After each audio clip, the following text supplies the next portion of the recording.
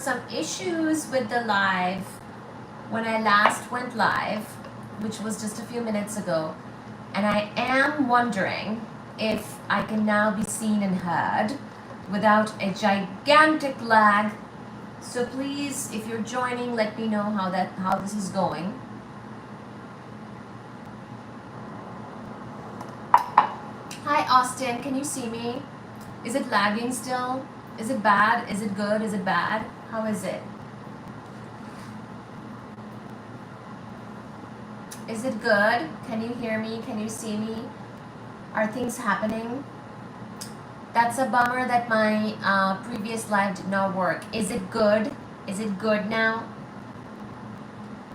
Here we go, take 309. Thank you, Doro, and thank you, Austin, for being here. I'm sorry, everybody. I seem to have lost the whole crowd that showed up earlier, but I do hope that you can see this and we can be together again and whatnot. Are you here? Are you not lagging at all? Can hear you loud and clear. Wow, oh my gosh, wow. I think I'm not gonna do the live monitor because maybe that was eating up my Wi-Fi or something. Whatever, I'll just keep on keeping on for now. Okay, so Adventures of Austin says hello. Let's get 20 likes. Michael Green says works for me. Thank you, Michael. Not lagging, can we hear you? Oh, thank you. Ver was right, we need more honey wine lives. These new people know of nothing what you're capable of. Oh my gosh, that's true. Was Ver the one that said that I need to do more honey wine lives? Or was it someone else? Because my hair got stuck in my earring. It was a few people who said it, right? Well, the honey one is at the Ethiopian restaurant. Maybe I'll go there again. But I've been going there for early dinner with my friend on Sundays. So, not every Sunday, but like some Sundays. So, you know. Everybody, thank you so much for joining. Can we please get some likes on this live? Let me get my phone and share the live, and I certainly hope that it doesn't give us any issues this time around. It was a few, honestly, including me, because you picked the right night, the night where I was on a date to do it. Oh, you should do more live out in the Boston parks, just the problem is sometimes lags. It's still cool to see the scenery. Oh, thank you for that feedback. Show the cat. There is a kitty cat behind me. There is Baji. He's sleeping. I can show more cats in a little bit. 20 likes now. Yes. Please do like the live. That would be most amazing. Thank you so much for supporting. Show the cat. Oh my god. I see it on my other phone, which is the broken phone. Austin, you don't want that. You want singing streams from her. Well, different people want different things. And okay, I'm sharing the live. So Austin, I will take your feedback into consideration, definitely. If you enjoyed the Boston Outdoors live, then most definitely. I mean, I like being outdoors sometimes and doing things. So I mean it in a nice way, not a mean way. I'm just staring at you because you're my crush. Oh, hello Pranay, how are you doing? Austin just agreed on 3. Austin knows what's up. Agreed to do what? The singing or the Boston? Anyways, we can certainly go back to Boston and or go back outside in Boston in the outdoors to do a live if people would like that. Certainly some daytime lives could be fun. So thank you for the feedback and whatnot. But these lives are also fun because we've been meeting a lot of really interesting and new folks new people who are also interested in the physics, the astronomy, the astrophysics, and cosmology that we discuss on these lives. So thank you once again. This is take 2. This is our second live stream that we're doing because the first one kind of pooped out. So thank you so much for being here. Indeed, please do like the live and give us some support, give us some love and kindness, and feel free to do a super chat as well. We will tonight finish up the little book of cosmology that we've been reading by Peter Coles, where we've been talking about the dueling between quantum mechanics and general relativity, both of which have issues, and he will probably next talk about the theories of everything, or such attempts anyways at getting some kind of theory of some kind of everything, which hopefully can provide a merger between general relativity and quantum mechanics. Especially we kind of need either a more correct or a more updated or a substitute or an alternative theory for gravity at especially some of the more extreme points or extreme cases of gravity. For example, the Big Bang, or in a black hole, where we end up with a singularity with general relativity, which is not so nice. It's really not nice when gravitational field gets very, very, very, very strong and kind of blows up in our faces. Singularity and infinities are obtained in that theory, which is really not a good thing. We would like to kind of avoid that and maybe have a better way to explain those types of things, such as the Big Bang and the black hole. But that's okay. I mean, it still does a very good job. So these theories, both quantum mechanics and general relativity, have their sort of criticisms or sort of issues, if you will, and both are, not fully correct, but they do have tremendous success to a large extent and have very good experimental results associated with them, and that's why they have kind of stood the test of time. If they were completely wrong, then of course they would be gone by now, right? And for example, superstring theory, it's well known, but it's still sort of in the shadows, if you will, as compared to some of the other parts of physics, really because it's not experimentally testable. So once you have a lot of experimental success, it doesn't, you might have a little bit of a flaw here and there, maybe there's a singularity or two in your theory, but if you have tremendous experimental success otherwise, you will still be considered a very successful theory, which is the case with general theory of relativity. For example, general theory of relativity predicted gravitational waves over 100 years ago, and we got them in this century just a few years ago, actually, for the first time, direct measurement of gravitational waves by LIGO, for example. So these are the sorts of like experimental big ticket successes that you need as a theory if you're going to be considered successful, good, and very just correct, if you will, at least correct to a very large extent. Okay, same thing with quantum mechanics. Even though some of the sort of predictions or implications of quantum mechanics, with all of its uncertainties and probabilities, things that people were still really not used to in the 20th century, when quantum mechanics obviously became such a revolution and started to evolve into what we have today, which is quantum mechanics came a long way and also gave us the entire field of particle physics.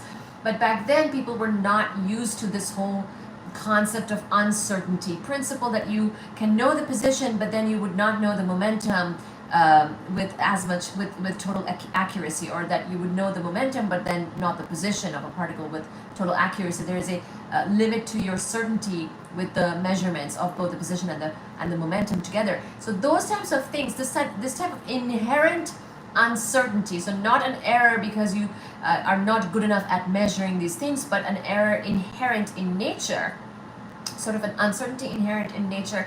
And then also the probabilistic nature of the wave equation in quantum mechanics, which gives you sort of probabilities instead of the wave equation isn't really the position as a function of time for the particle, it is the probability of that. So this type of thing, where people were used to deterministic types of answers and results and outcomes in physics, now in the 20th century, when quantum mechanics came up with probabilistic ways of looking at the world, because this physics of the very small kind of forced us to look at it and accept it that way. But even with that, the nice thing was that quantum mechanics was still considered very, very, very, very successful. Why? Because of all the experimental successes that it had, and discoveries of new particles, including of course the proton and then the neutron, and further subatomic particles like the quarks that make up those protons and neutrons, things like that. So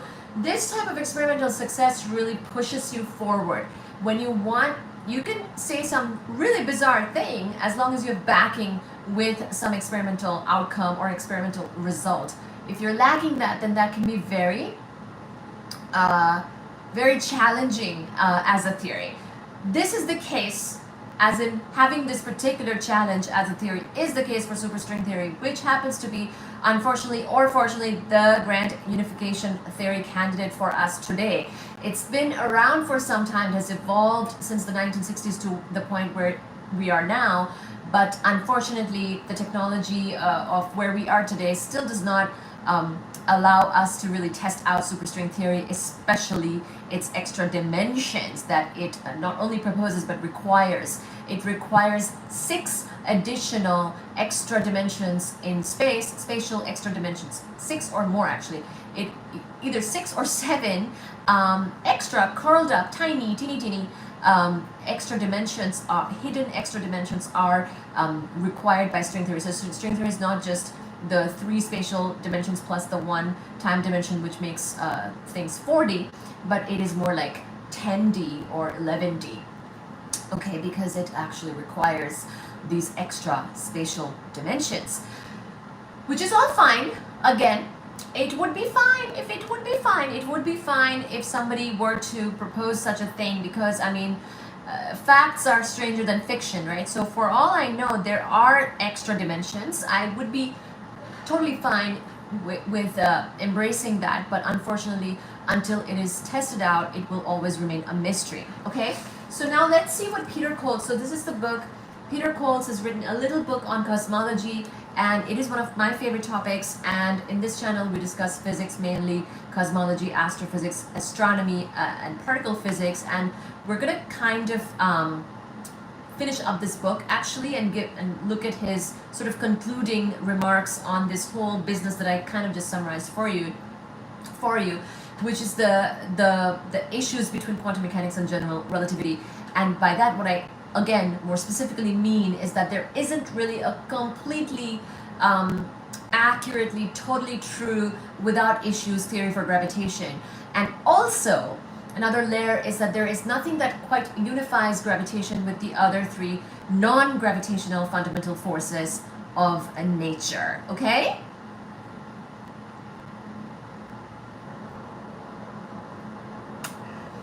Okay, so we will keep on keeping on.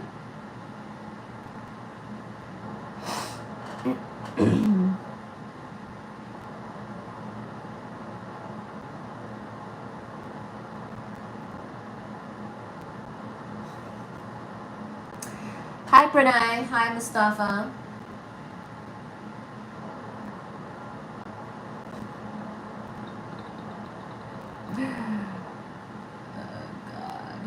Hi Abraham, hi Sunihar. Hello everybody.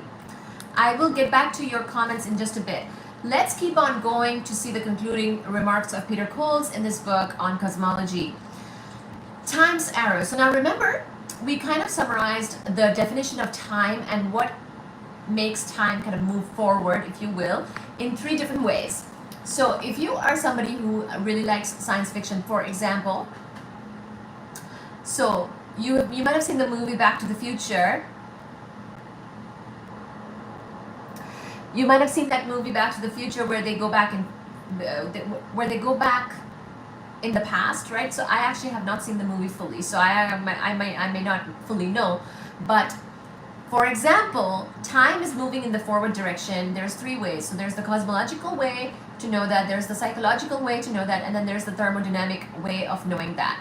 Cosmological way says that the way in which time is moving forward is the same way in which the universe is expanding. So we know that the universe is expanding. So if you find yourself seeing that the universe is contracting, then you're going backwards in time. The next thing is psychological time. We remember the past and we do not remember the future. It's just how our brain works.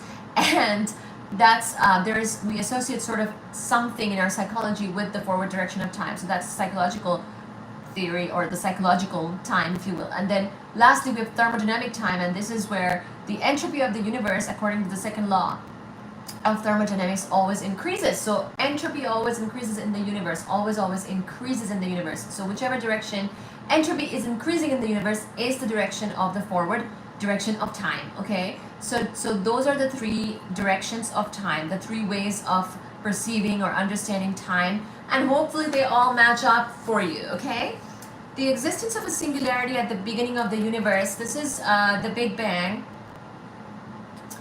The Big Bang, remember, in general relativity, which is the best theory for gravitation that we have at this time, which is also tested out, that is, unfortunately, general relativity gives us a singularity when there is the Big Bang. After the Big Bang, it's fine, but at the Big Bang, there's a singularity. Just like at the black hole, there is a singularity, but up to the event horizon of the black hole, it's fine.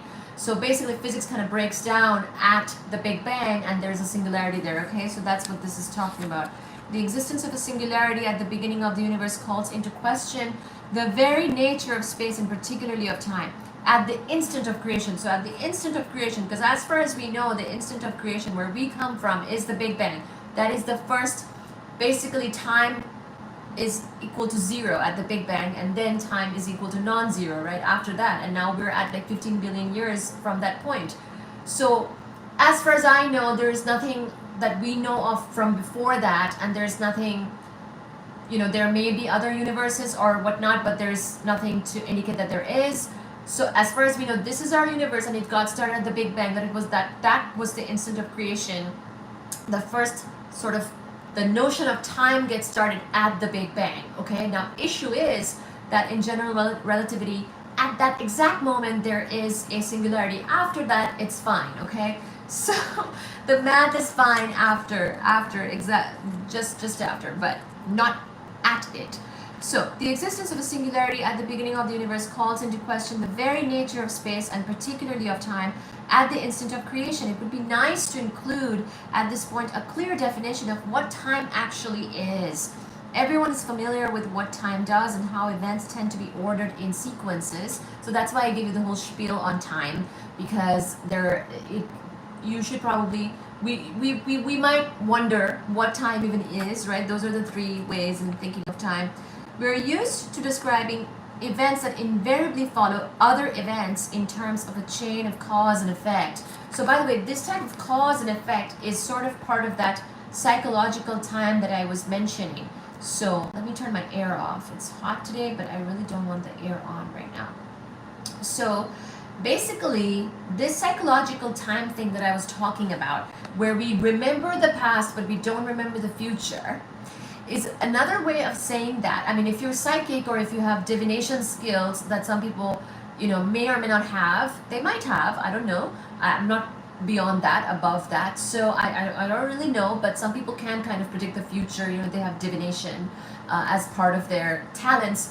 That is different, but generally speaking, we don't remember the future, we remember the past, right? So we have sort of a cause and effect way of understanding time and perceiving time, which hopefully will match up with the cosmological time, which is the time in which the universe is expanding. The forward direction of that time is the same one where universe is expanding, and also the thermodynamic time, which is the same one where entropy is increasing.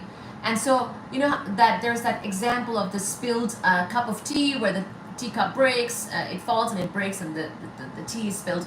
Well, it's sort of this cause and effect. If the cup, you know, didn't fall first, then didn't break, it wouldn't be spilled. It's sort of this cause and effect way that we understand time psychologically. So keep this in mind, because part of the discussion is also how we perceive things. We are intelligent beings that are in a universe, and we are in a universe that supports us, right? So how we perceive things is actually kind of important, because it may or may not be sort of part of the puzzle here, is that we, the universe is the way it is because it supports you and I, who have evolved in this universe, which also let us evolve in this universe to be able to even ask what is time, and what are these, complicated questions that we may be asking. So this is the way it is, because it's kind of like the sentence, it is what it is. It's because it is what it is, because this is the universe that allows us to thrive, okay? But we can't get much farther than these simple ideas. In the end, the best statement of what is time is that time is whatever it is that is measured by clocks. I mean, that's one way of putting it.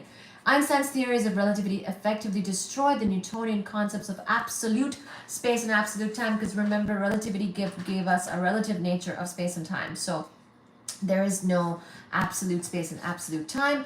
Instead of having three spatial dimensions and one time dimension, which are absolute and unchanging, regardless of the motions of particles or experimenters, relativistic physics merges these together in a single four-dimensional entity called space-time. So again, general relativity, and actually special theory of relativity as well, considers a four space-time construct instead of three space and one time separately. Sort of space-time is relative, and they're put in this four space-time construct. For many purposes, time and space can be treated as mathematically equivalent in these theories. So this is what I mean, and that's why you need a different kind of geometry. Remember, we talked about this. You need Riemannian geometry to consider relativity and to do math in relativity, because already you're going from 3D to 4D, because you're considering time as well as part of that fabric of space-time. Whereas normally we do, in the Newtonian mechanics, we do Euclidean geometry, which is either 2D or 3D, and considers just the two spatial dimensions or the three spatial dimensions, like sort of like a planar geometry, or like the, all those like things we know in geometry about triangles and whatnot. That is all Euclidean geometry, and that does not work when you consider relativity and 4D, okay? For many purposes, time and space can be treated as mathematically equivalent in these theories. Different observers generally measure different time intervals between the same two events, but the four-dimensional space-time interval is always the same. So there is the four-dimensional space-time interval. There is a, we actually talked about this in the math of the live stream called Einstein's equations, where we do set up sort of what is the metric, what is the geodesic, things like that. So if you are interested, you should go look that up. However, the successes of Einstein's theoretical breakthroughs tend to mask the fact that we all know from everyday experience that time and space are essentially different. We can travel north or south, east and west, but we can only go forwards in time to the future, not backwards in time to the past, not for macroscopic beings anyway. So this type of time travel conversation is also something that we've talked about quite extensively in the lives. Remember that for macroscopic beings, it looks like that we cannot really go back in time. It would be kind of difficult, and the technology would be very difficult to achieve. But in theory, time travel is possible, and it's especially at microscopic levels, it is possible, okay? Particles do it. So we can travel north or south, blah, blah, blah. Let's, bear with me with this paragraph. And we're quite happy with the idea that both London and New York exist at a given time at different spatial locations, but nobody would say that the year 5001 exists in the same way that we think the present exists. We're also happy to say that what we do now causes things to happen in the future, but do not consider events at the same time in two locations as causing each other. Space and time really are quite different when we talk about these classical Newtonian types of things. On a cosmological level, the Big Bang certainly appears to have a preferred direction. But the equations describing it are again time symmetric. Our universe happens to be expanding rather than contracting, but it could have been collapsing and described by the same laws.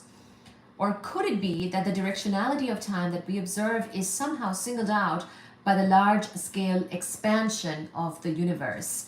It has been speculated by Hawking and others that if we lived in a closed universe that eventually stopped expanding and began to contract, then time would effectively run backwards during the contraction phase. In fact, if this happened, we would not be able to tell the difference between a contracting universe with time running backwards and an expanding universe with time running forwards. Hawking was convinced for a time that this had to be the case, but later changed his mind. So the time arrow stuff that I was talking about earlier was actually from Stephen Hawking's work. which is the cosmological time, gives us the forward direction of time via the expansion of the universe. So hopefully your psychological time and the expansion of the universe are kind of matching up, because then it would be kind of consistent. A more abstract problem stems from the fact that Einstein's theory is fully four-dimensional. The entire world line of a particle, charting the whole history of its motions in space-time, can be calculated from the theory. A particle which exists at different times exists in the same way two particles might exist at the same time in different places. This is strongly at odds with our ideas of free will. Does our future exist already? Are things really predetermined in this way? So once again, I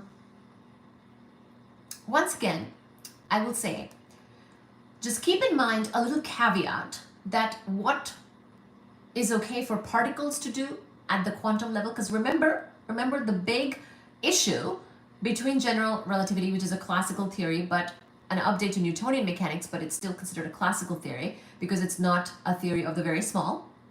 Remember that classical theory and quantum mechanics has issues between them, as in they don't agree. So what is okay for a particle to do is not okay for us to do, okay? So sort of my understanding is that, just keep in mind this little, take it with a grain of salt, that if somebody is giving you sort of a quantum example and then saying, hey, this means that we are in trouble of some kind, or is the moon actually not there until we see it? Well, sort of what is okay for the particles at the quantum level and what works for particles is not the same as what works for us macroscopically. So macroscopically, once again, it might be difficult for us to do time travel, but microscopically for the particles, they might actually, in fact, they do time travel. Okay, so just keep that little caveat in your mind. Sometimes you will see criticisms of quantum mechanics because the bizarreness of it, when applied to the macroscopic world, makes things hard to accept. But if you consider quantum mechanics as a good enough mechanics for the microscopic world, it actually works quite well. These, in fact, there is, like I was saying, a lot of experimental success there, and that's why it has thrived for so long. These questions are not restricted to relativity theory and cosmology, this future existing thing, the free will thing. Many physical theories are symmetric between past and future in the same way as they are symmetric between different spatial locations. Am I lagging again? Is this live? Yeah, this is live. This is live, yes. I hope that I'm not lagging. Hi Samuel, hi Austin, hi Jonathan. Is everything working still? Okay, these questions are not restricted to relativity theory and cosmology. Many physical theories are symmetric between past and future in the same way as they're symmetric between different spatial locations. The question of how the perceived asymmetry of time can be reconciled with these theories is a deep philosophical puzzle. There are at least two other branches of physical theory in which raise the question of arrow of time, as it is sometimes called. So this is the arrow of time that we have covered in the past as well. Hi, Raphael! How are you? Switzerland, right? Welcome, Switzerland. Hi, Samuel. Hi, Raphael. Hi, Simon. Hi, Austin. One emerges directly from a seemingly omnipotent physical principle called the second law of thermodynamics. So again, this guy is talking about the same thing, I think, which is that the second law of thermodynamics tells us that the entropy of the universe must always be increasing. So hopefully, whichever direction is the forward direction of time for you is the same one in which entropy of this universe increases, okay? Otherwise, we might be a little confused with each other, okay? So, this states that the entropy is a closed system. Of a closed system never decreases. The entropy is a measure of the disorder of a system. So for example, remember how, so little side note, remember how when we talked about our galaxy, Milky Way, ultimately merging with Andromeda, which by the way, now we have learned that there's new data, there's a new paper out. We've learned that our merger with Andromeda is only a 50-50 chance. There's only a 50% chance of merging, and there's a 50% chance of not merging, so we may not merge. But remember how our galaxy's shape is a spiral, which is a pretty orderly shape, and Andromeda's shape is also actually a spiral. And we talked about how when we merge, if we merge, which is a 50-50 now, we would become an elliptical shaped galaxy. Our shape of the galaxy of the merger would be an elliptical. Now, why is that? Because an elliptical shaped galaxy actually has more entropy and more disorderliness than a spiral shaped galaxy. So again, another example of where the entropy of the universe is always increasing is if we merge with Andromeda, for example, the entropy would be going up and we would not have the same nice, beautiful spiral shape. We would become an elliptical galaxy. Can you imagine? Can you imagine? So anyways, I was quite pleased that we might not merge with Andromeda. We might miss the merger. Or we might, who knows? It will be known after maybe 5 to 10 billion years later. So, but that's just a little example for you in terms of the entropy, okay? The entropy is a measure of the disorder of a system, disorderliness. What is more disordered? That is the more entropy. So this law means that the degree of disorder of a system always tends to increase, okay? I have verified this experimentally many times through periodic observation of my office. The second law is a macroscopic statement. It deals with big things like steam engines, but it arises from a microscopic description of atoms and energy states provided by detailed physical theories. The laws governing these microstates are all entirely reversible with respect to time. So how can an arrow of time emerge? I think I'm very weak in physics and English. Hi, Offended. Hi, Austin. Hi, Simon. Hi, Common Sense. Hello, Offended Mike. Who is that? Hi, Offended Mike. Common Sense says, I think I'm very weak in physics. Well, why do you say that? We will all become strong together in physics and English and other languages if you teach me. I know a few, but, Laws similar to the classical laws of thermodynamics have also been constructed to describe the properties of black holes and gravitational fields in general, although the definition of the entropy associated with gravitational fields is difficult to define. It is difficult. These laws seem to indicate that the arrow of time persists even in a collapsing universe. It was for this reason that Hawking abandoned his time reversal idea, I guess. I don't know... I don't know what this is all about. I think I'm very weak.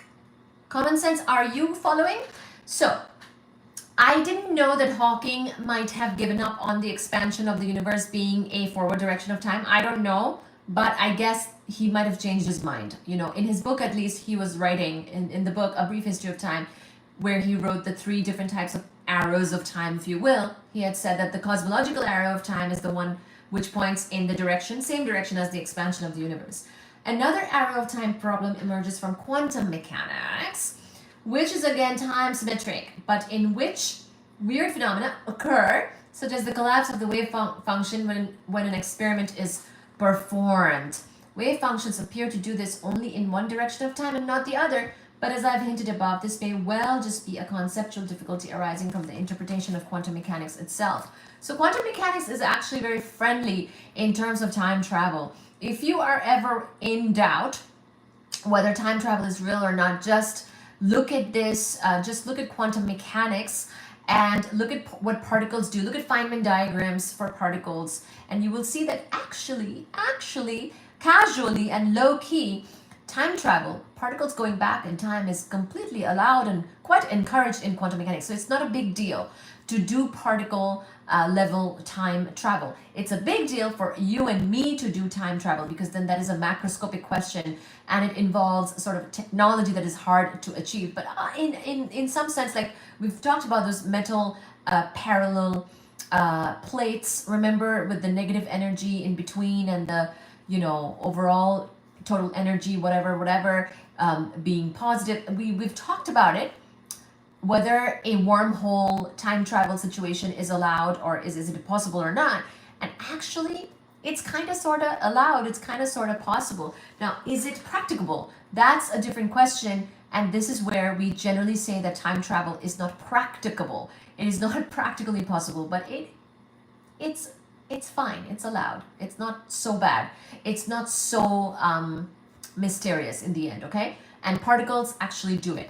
Pairs of particles kind of going in and out of existence and doing the whole thing where the vacuum, remember the whole thing about the black holes having a temperature is because black holes ultimately in quantum mechanics will actually emit some things sometimes, some particles sometimes, pairs of particles, particle antiparticle pairs, one of them kind of jumping out, one of them falling in. This type of stuff can kind of happen with black holes, is why and how they end up having a temperature and end up radiating something and end up having that Hawking radiation stuff that we also talked about. So basically you need sort of a marriage between quantum mechanics and general relativity, or just a different perspective that is broader than what each one gives alone, in order to kind of put it all together. Because general relativity, the classical theory, remember, says that nothing can escape a black hole, but quantum mechanics says that something can escape a black hole. There could be sort of sometimes a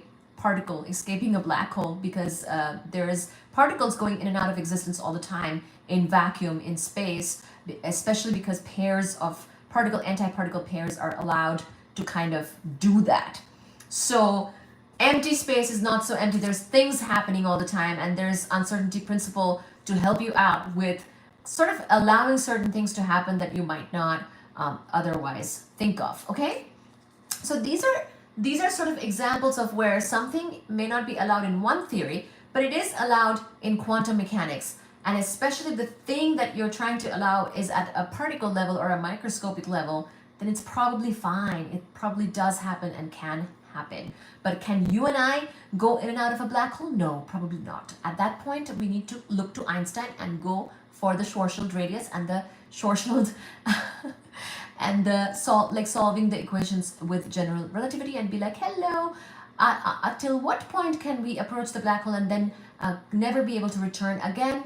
And that will come from the Schwarzschild radius and the event horizon and such. Okay, so we are macroscopic, we are classical objects, we will have to follow the classical physics. Okay, so don't just go near a black hole expecting that you might be spit out like a particle antiparticle pair. Don't do that. Okay, don't try this at home.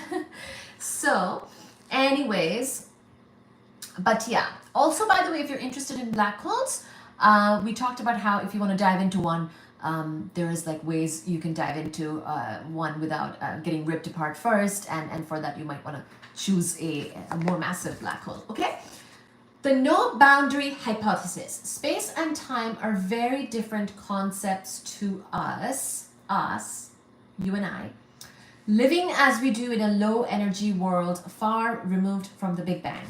So this whole situation of what we think and what is normal to us, remember, is also a little limited.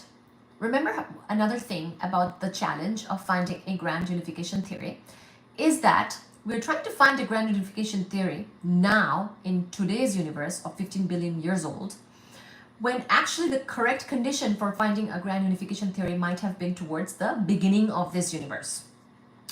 So if we're trying to understand something that is really applicable to the Big Bang, and we're very far removed now from the Big Bang, it's kind of inconvenient, very inconvenient. We cannot easily reproduce those same conditions that were there then. So it's kind of like we're trying to work something out with whatever information we have. I mean, we do have pretty good information. We have the cosmic microwave background radiation. It is from it's from when the universe was 300,000 years old only. So it is considered to be a very primordial photon signature, so very early universe kind of stuff, which we can learn a lot from. But there's still some challenges again, because we don't currently have Big Bang-like conditions, and we cannot easily make Big Bang-like conditions here on the Earth, okay? So space and time are very different concepts to us now in this universe, living as we do in the classical world, low energy world, far removed from the Big Bang. But does that mean that space and time were always very different? Or in a quantum theory of gravity, could they really be the same? In classical relativity theory, space-time is a four-dimensional construct wherein the three dimensions of space and one dimension of time are welded together. They're welded together.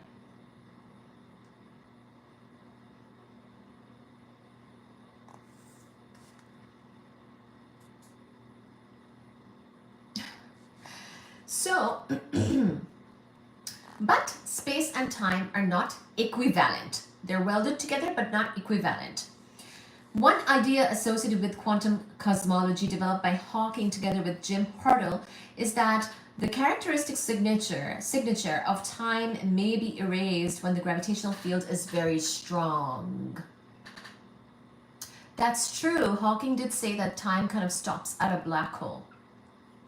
Black hole is where the gravitational field is very strong, right? Black hole being a singularity is the same as saying the gravitational field is very, very strong. Too strong, infinity. So,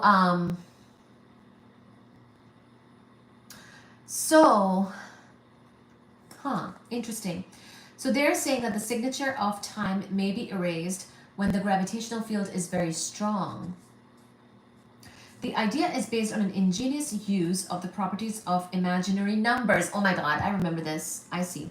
I remember this. We did talk about this from Hawking. Imaginary numbers are all multiples of the number I, which is defined to be the square root of the -1. So I don't know if you guys are aware of complex numbers. So real numbers are sort of a subset of complex numbers. There's a thing in mathematics called complex numbers, which have sort of a real part and an imaginary part. That's what this is talking about. So this tinkering with the nature of time is part of the no boundary hypothesis of quantum cosmology due to Hartle and Hawking. Since in this theory time loses the characteristics that separate it from space, the concept of a beginning in time becomes meaningless. Space-times with this signature, so no boundary hypothesis is the thing that you can look up.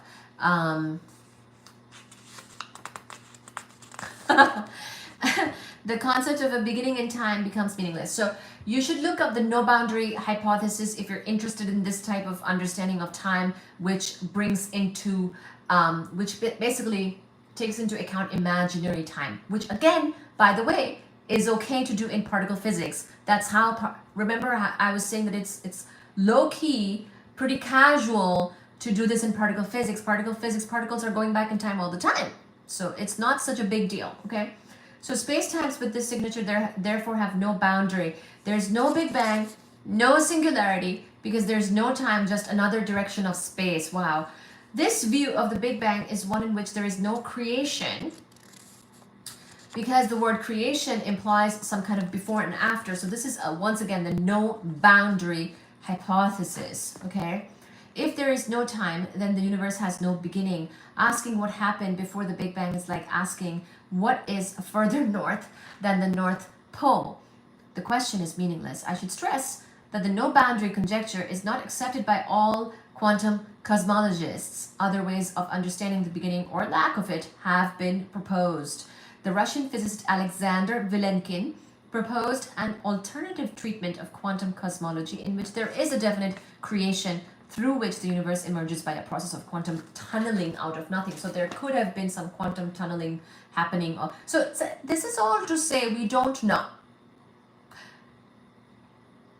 We don't know the exact Big Bang instant of creation, okay? We know that we have this universe, and we know some things experimentally, such as the CMB photons, and such as the galaxy map, such as other galaxies, blah, de blah, de blah, such as the expansion of the universe, such as that there is dark matter, that there is extra matter. We know those things, but there is plenty that we don't know. We don't know the nature of dark energy. We don't know the nature of dark matter. And we don't exactly know the exact beginning of the universe, okay? The theory, Big Bang is a theory. It's a show, but it's also a theory.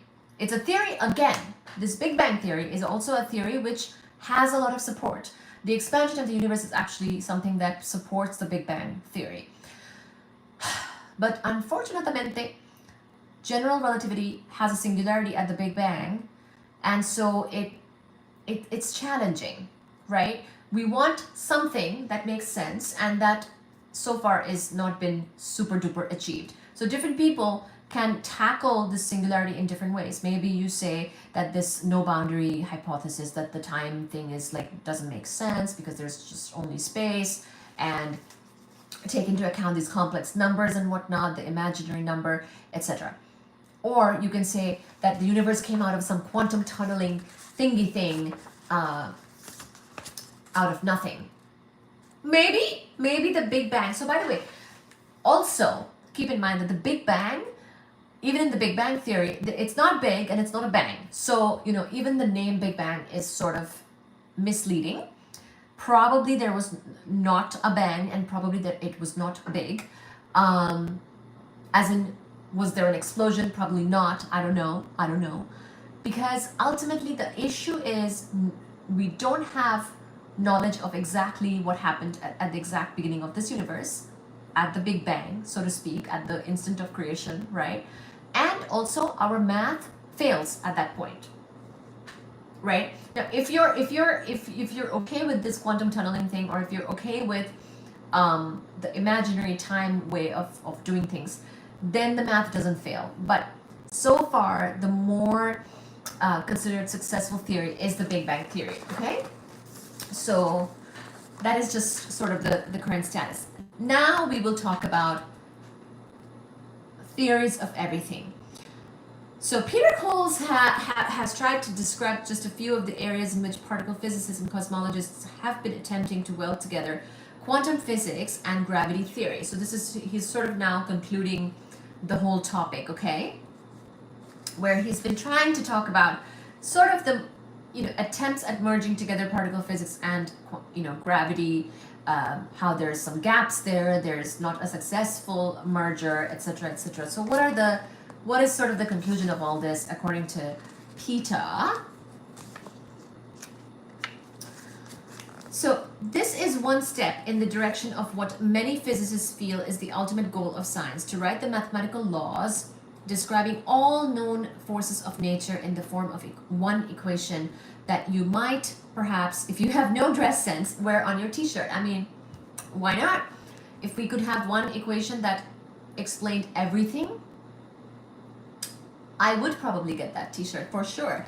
The laws of physics, sometimes also called the laws of nature, are the basic tools of physical science. They comprise mathematical equations that govern the behavior of matter in the form of elementary particles and energy according to various fundamental interactions described above.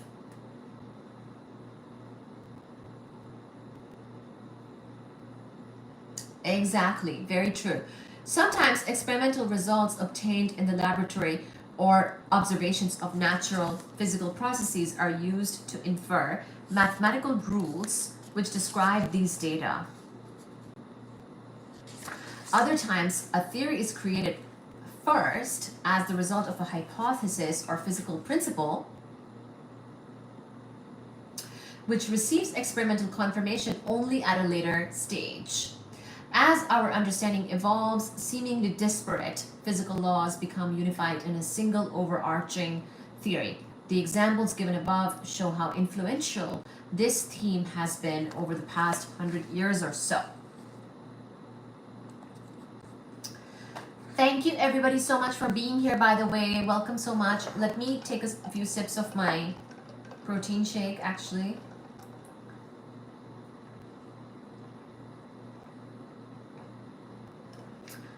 I like that comment. Asking what happened before Big Bang is like asking what's north of the North Pole. Singularity, yes, the Big Bang is a singularity, and then there's really nothing that we know of from before the Big Bang, okay?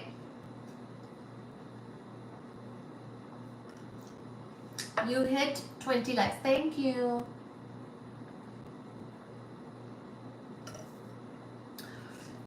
This straw is from Kung Fu Tea.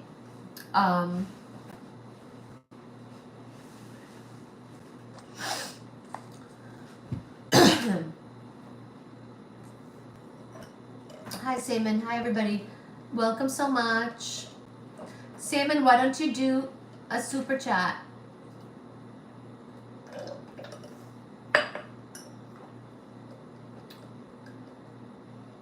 You should do a super chat. Someone should do a super chat.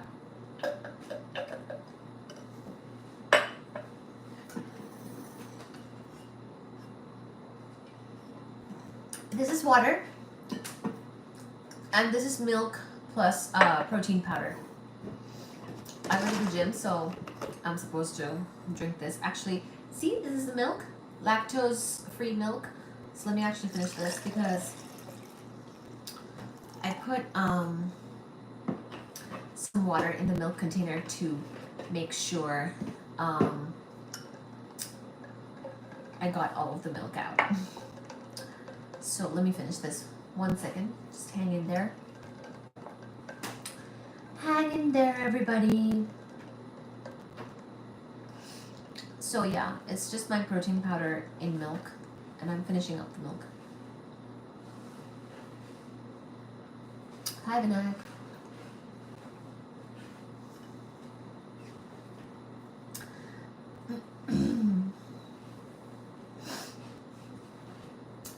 Look at Baji. Baji's having a moment. Baji! Hi!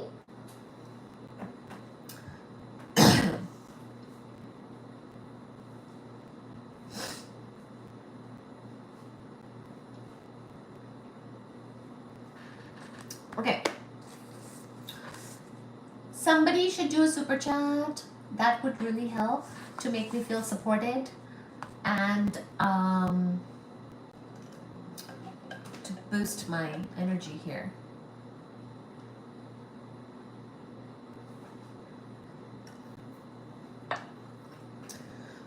Hi, let me cook. Hi, Vinayak. Hi, Eversore. Yes, I am in my pajamas already. Well, not the top, but the bottoms are pajama bottoms.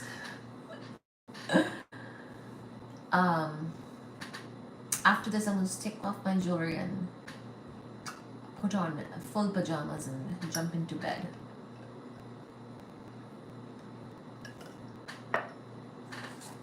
Okay, let's finish this up. But there are deep philosophical questions lying below the surface of all this activity. For example, what if the laws of physics were different in the early universe? This is a big one. Could one still carry out this work? The answer to this is that the modern physical theories actually predict that the laws of physics do change. Oh my gosh, really? As one goes to earlier and earlier stages of the Big Bang, for example, the nature of the electromagnetic and weak interactions changes so that they become indistinguishable at sufficiently high energies. So this is true. We do know that hi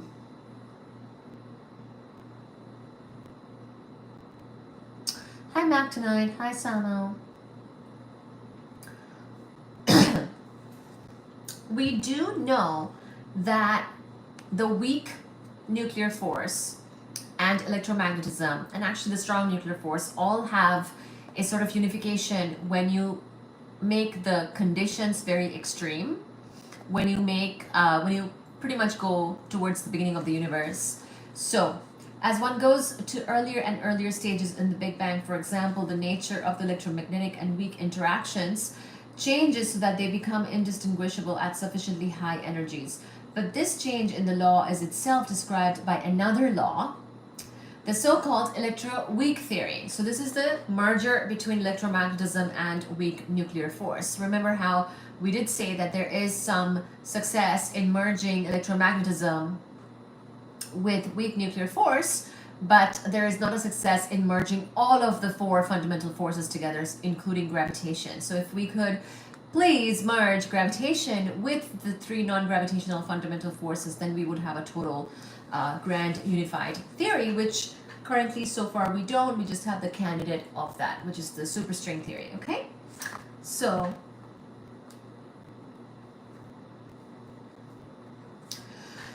Okay, so perhaps this law itself is modified at scales where grand unified theories take precedence and so on, right back to the very beginning of the universe. Whatever the fundamental rules are, however, physicists have to assume that they apply for all times since the Big Bang.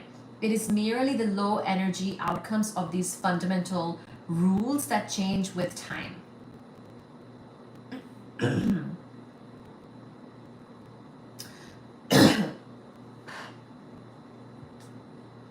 Making this assumption, they are able to build a coherent picture of the thermal history of the universe, which does not seem to be in major conflict with the observations. This makes this assumption reasonable, but does not prove it to be correct.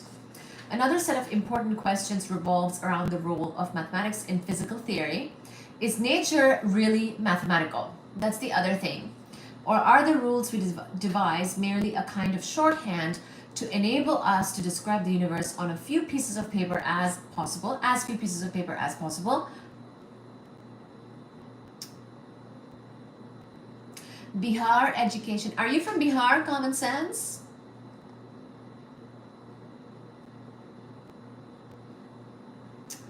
I feel I passed BSc without studying. That's photo.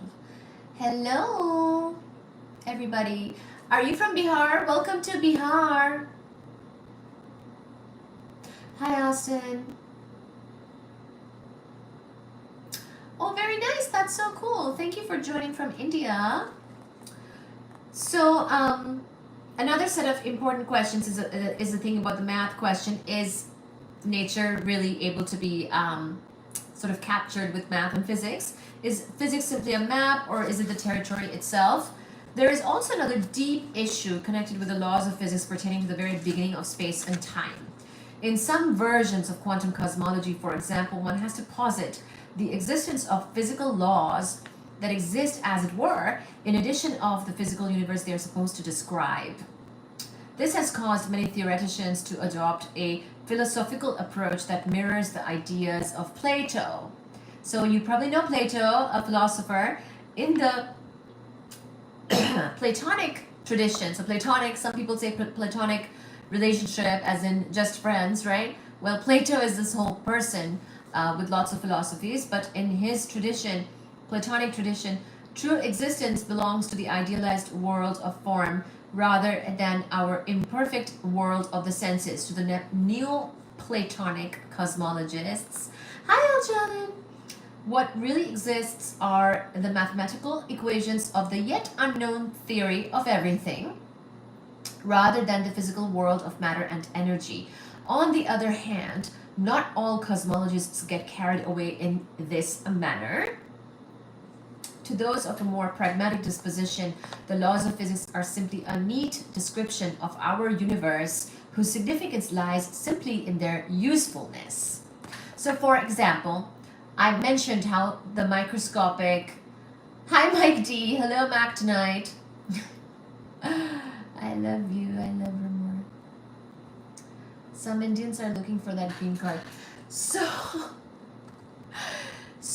remember how I was saying that sometimes there are certain criticisms of quantum mechanics that is brought about, but the example that people are giving to criticize quantum mechanics is generally a macroscopic example, like even Schrodinger's cat. A cat is a macroscopic being, right? It's not a microscopic being. So in my book, at least in my brain, quantum mechanics is the physics of the very small, and as long as it does a good job of describing, postulating, formalizing what should be happening with particles and subatomic particles and small things, I'm happy. I don't need quantum mechanics to describe the moon or a cat or a tree or you and me. So maybe I'm just kind of compartmentalized in my brain, where physics of the very small, as long as it does a good job of giving me the mechanics, the mechanisms, because ultimately quantum mechanics means that you're writing down equations, mechanics or quantum mechanics, right? Sometimes it's called quantum physics, but really quantum mechanics is just some equations. And generally it's like position as a function of time for something. Generally, in this case, it could be for a person, it could be for a cat, it could be for a tree, it could be for the moon, it could be for a particle. If it is for a particle, then quantum mechanics does a good job of it. Classical mechanics does not. So in my book, that's all there is to it. It's a tool. It's a tool to describe nature, but it may not be perfect because maybe we don't have a complete grasp of nature. And that's fine too. It's okay to be a work in progress. So anyways, there have been many attempts to produce theories of everything. Not very successfully, but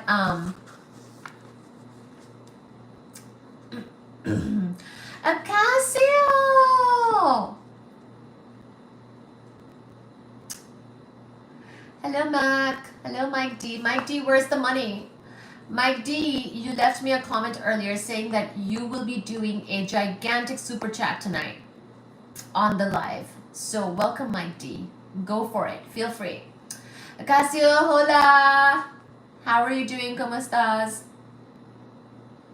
Mi querida y apreciada. Thank you. Gracias. Thank you, thank you, thank you. It's microbiological being. There have been many attempts to produce theories of everything involving such exotic ideas as supersymmetry and string theory, or even a combination of the two, known as superstring theory. So by the way, remember how we talked about string theory was in some level of trouble, and supersymmetry came to the rescue, and that's why we say superstring theory. It's really supersymmetric string theory or superstring theory, okay? So superstring theory is the one that is more successful and has survived the issues that were caused, that were pending before, okay? In superstring theory, particles are not treated as particles at all, but as oscillations in one-dimensional entities called strings. So this is sort of where this sort of understanding that we have of the physical world is really what physics is, right? But depending on which realm or which field you're in, for example, string theory or superstring theory doesn't regard particles as particles. It regards particles as sort of modes on a string. So it's sort of how we formalize things. It's sort of how we postulate, formalize, understand, write things down. Those are sort of this is what I was talking about earlier, is that in quantum mechanics, the way we formalize the mechanics of the small stuff, like particles, that's what it is. I don't expect it to be perfect. I don't expect it to describe classical things. And when you do that, you're mostly fine. So string theory, superstring theory is sort of the candidate for grand unification. So it's trying to explain everything, right? It's a theory of everything candidate. But look at how it is regarding particles as just modes on a string, right? It's a different way of looking at particles, for example. It's a different way of explaining our physical world, in other words, right? Our physical reality, in other words. So it's a formalism. So if it's a formalism and that kind of saves the day, or that kind of explains these things, then ultimately it is a formalism. And if formalism is okay, then why not just accept that quantum mechanics works for small things and classical mechanics works for bigger things, right? Because the people who were very motivated by grand unification are the same people who didn't like that there was this divide between classical and quantum. They didn't like it. They didn't like that these two are not merged, right? Now, if you want to merge them in a way that is very consistent, that's very intuitive, that is very good, then I'm all for it. But if your merger is something that basically formalizes and gives equations that are not even intuitive, that are purely geometrical, mathematical, etc., and ultimately gives you a less intuitive way of looking at things, then basically we're saying that it's okay to just have a formalism, that physics is just a formalism, right? And if that's the case, then why is it not okay to keep these two separate, and they do a good job of their each domains, right? Like, it's okay that they are in different lanes, in my book, because I'm okay with that compartmentalization. I'm not saying don't keep working on understanding things more and gaining deeper insights into these topics. And of course, I'm very interested in dark energy, dark matter, all that, understanding the things that we truly don't know. But ultimately, if physics is just formalism, then I think I'd rather go with the one that is more intuitive, okay? And also the one that is more rooted in experiment. So the strings themselves live in a space of, so this is now, we're talking about superstring theory just really quickly at the end of this, we're almost to the end of this book. So in superstring theory, the strings themselves live in a space of 10 or 26 dimensions. 26. I thought it was only 10 or 11 dimensions. I'm not sure where the 26 is coming from, to be totally honest. We'll see what Peter Coles has to say about that.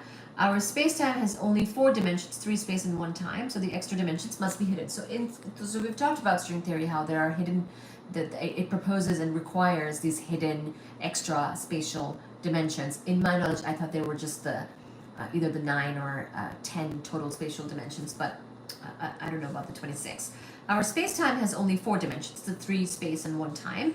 Perhaps they're wrapped up so small. So I guess Peter Coles is looking at sort of an understanding of superstring theory in his own words now. He's saying that the extra dimensions are wrapped up. String theory says that as well. So he's just kind of explaining to us what his understanding of string theory is. So they're wrapped up so small, the extra dimensions, that they cannot be observed. We knew that. After much excitement in the 1980s, this idea went out of fashion, largely due to the technical complexity involved in handling such complicated multidimensional objects. More recently, these ideas have experienced a kind of a renaissance. Hi, Piano. Sort of a renaissance with the generalization of the concept of strings into branes, B-R-A-N-E-S. So this is not brain, but B-R-A-N-E-S. Higher dimensional objects whose name derives from membrane, and the realization that there is, in effect, a single theory called M theory. Oh, so I guess M for membrane, describing all versions of this kind of approach. These are exciting ideas, but they're relatively undeveloped. String theory has not yet made any clear predictions that have impacted on cosmology. That's the thing too, is that string theory,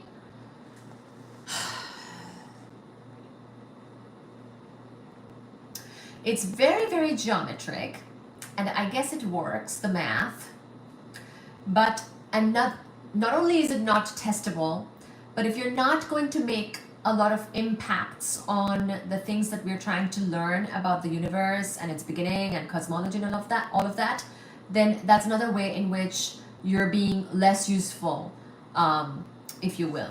It remains to be seen whether the grander than grand unification to which these approaches aspire can actually be realized. So the grander than grand unification, meaning that not only will the non-gravitational forces be unified, but also please unify gravitation, because obviously we can't ignore gravitation. It is one of the fundamental forces of nature. Please don't forget about it, right? So it's kind of like superstring theory is trying to do that, but it is so challenging in terms of not being testable, and also it has not really impacted or answered questions for us too much with regard to cosmology.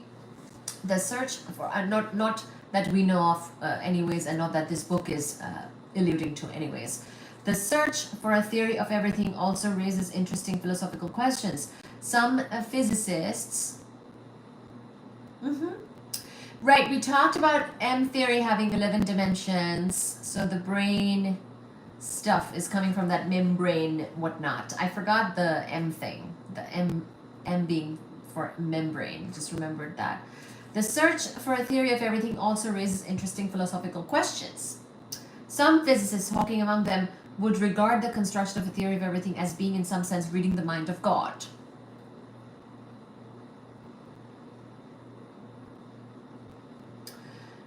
So this is where things get more philosophical, guys. Are you ready? At least unraveling the inner secrets of physical reality. Others simply argue that a physical theory is just a description of reality, rather like a map. A theory might be good for making predictions and understanding the outcomes of observation or experiment, but it is no more than that. At the moment, we use a different map for gravity from the one we use for electromagnetism or for weak nuclear interactions. This may be cumbersome, but it is not disastrous. A theory of everything would simply be a single map rather than a set of different ones that one uses in different circumstances. This is what I was saying. It's sort of a formalism that contains everything, that subsumes everything, rather than keep things separate like with quantum mechanics and classical mechanics. This latter philosophy is pragmatic. The fact that, you could have a single map instead of many maps. Hi, Combat Sports. Hello, Roombatron.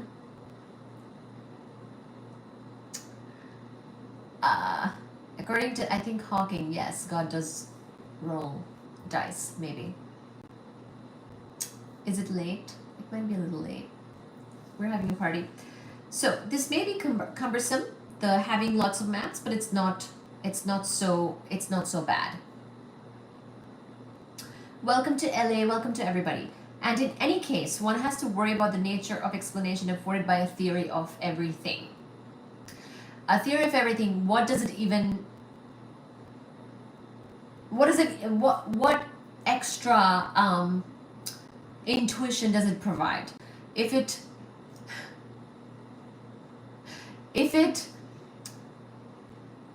say subsumes everything, contains everything, but then does not provide an extra insight or intuition, then is it really all that useful in the end? And in any case, one has to worry about the nature of explanation afforded by a theory of everything.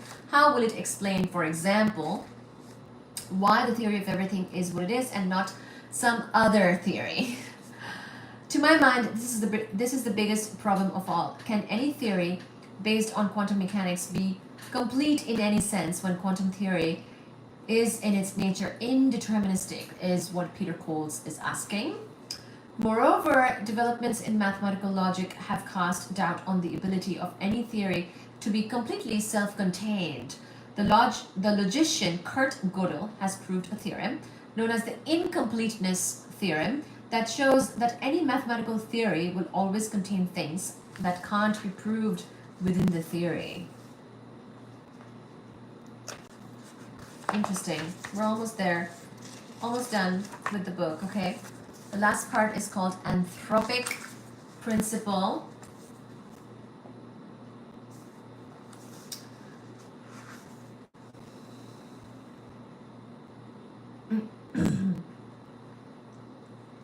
Hi, Mega Corporus Ja Polska. Hello, Polska. Evolutionary universe, everything is already happened. Ah, that's an interesting thought. Our intuition is going to a theory of everything. So, last few remarks from this author, Peter Coles, on this very interesting topic of what he thinks of the theories of everything. Cosmology has always been about humans' attempts, to understand the universe and his relationship to it. As scientific cosmology has evolved, humans' role has diminished. Our existence appears accidental, unplanned, and incidental to whatever purpose the cosmos was constructed to fulfill. This interpretation has more recently been challenged by a suggestion called the Anthropic Principle. So what is more, the Anthropic Principle, anthropology, anthropic, anthro stuff, basically involves human beings. So this is where we kind of talked about this with from Stephen Hawking's book as well. The universe that we live in now, where we wonder about these things, is also the universe that supports us. So it's sort of this idea that we are here is why things are the way they are. So something like that. Okay, so let's read about this Anthropic Principle. So this interpretation has more recently been challenged by a suggestion called the Anthropic Principle, that there might, after all, be a deep connection between the existence of life and the fundamental physics that governs how the universe evolves.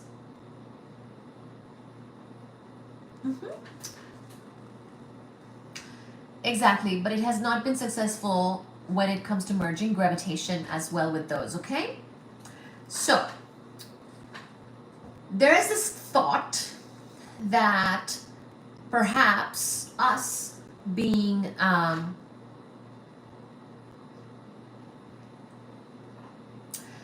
there is this thought, yeah, Einstein did set the bar very high. There's this thought that because we are here, there is some connection with the universe that supports life and us, and the fundamental principles of nature in this universe, okay? So it was Brandon Carter who first suggested adding the word anthropic to the usual cosmological principle to stress the fact that our universe is special, at least to the extent that it has permitted intelligent life to evolve within it. So things are a certain way. And that is why we're here, is what this anthropic principle is saying. So we can ask the question of why are we here? Like, why is the universe this way and that way? And what is going on? And why don't we merge things? And what is the explanation of gravitation? And blah, blah, blah, blah, blah.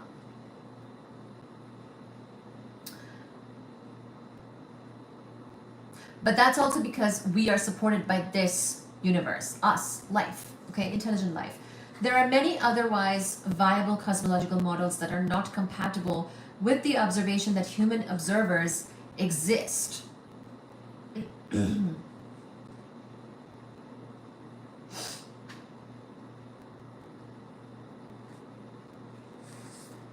For example, we know that heavy elements like carbon and oxygen are vital to the complex chemistry required for terrestrial life to have developed. We also know that it takes around 10 billion years of stellar evolution for generations of stars to synthesize significant quantities of these elements from the primordial gas of hydrogen and helium that exists in the early stages of the Big Bang model. So Big Bang gave us hydrogen and a little bit of helium. Every other heavier element has come from stars, but that just didn't happen in a second.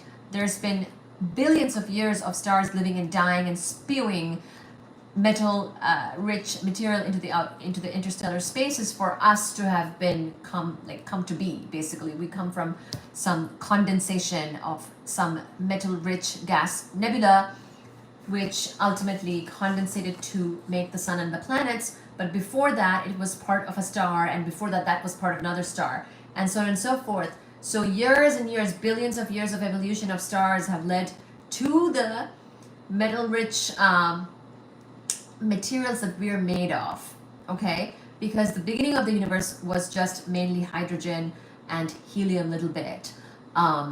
Even now, the most abundant element in the universe is still hydrogen, but the heavier elements are made in stars, but that takes time to then for the star to live and then die and spew the material into the interstellar space. You know, there's gas clouds. Those gas clouds ultimately cool enough or to condensate. Then there is something like the sun being made out of that, and the planets. There's angular momentum, happens to go mostly to the planets in our case. And most of the mass went to the sun in our case for our solar system. But see how even our solar system is a very specific case of such sort of things happening, then ultimately leading to this solar system. But many things happened before that, right?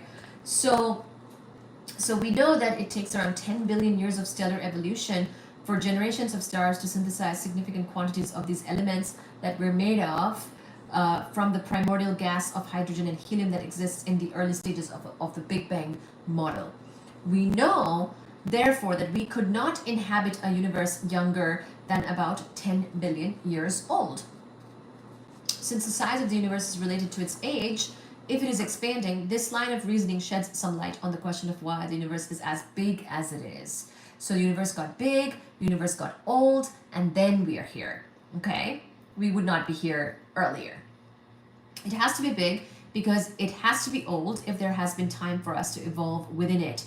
This form of reasoning is usually called the weak anthropic principle, and it can lead to useful insights into the properties our universe might be expected to possess simply by virtue of our presence within it. Some cosmologists have sought to extend the anthropic principle into deeper waters.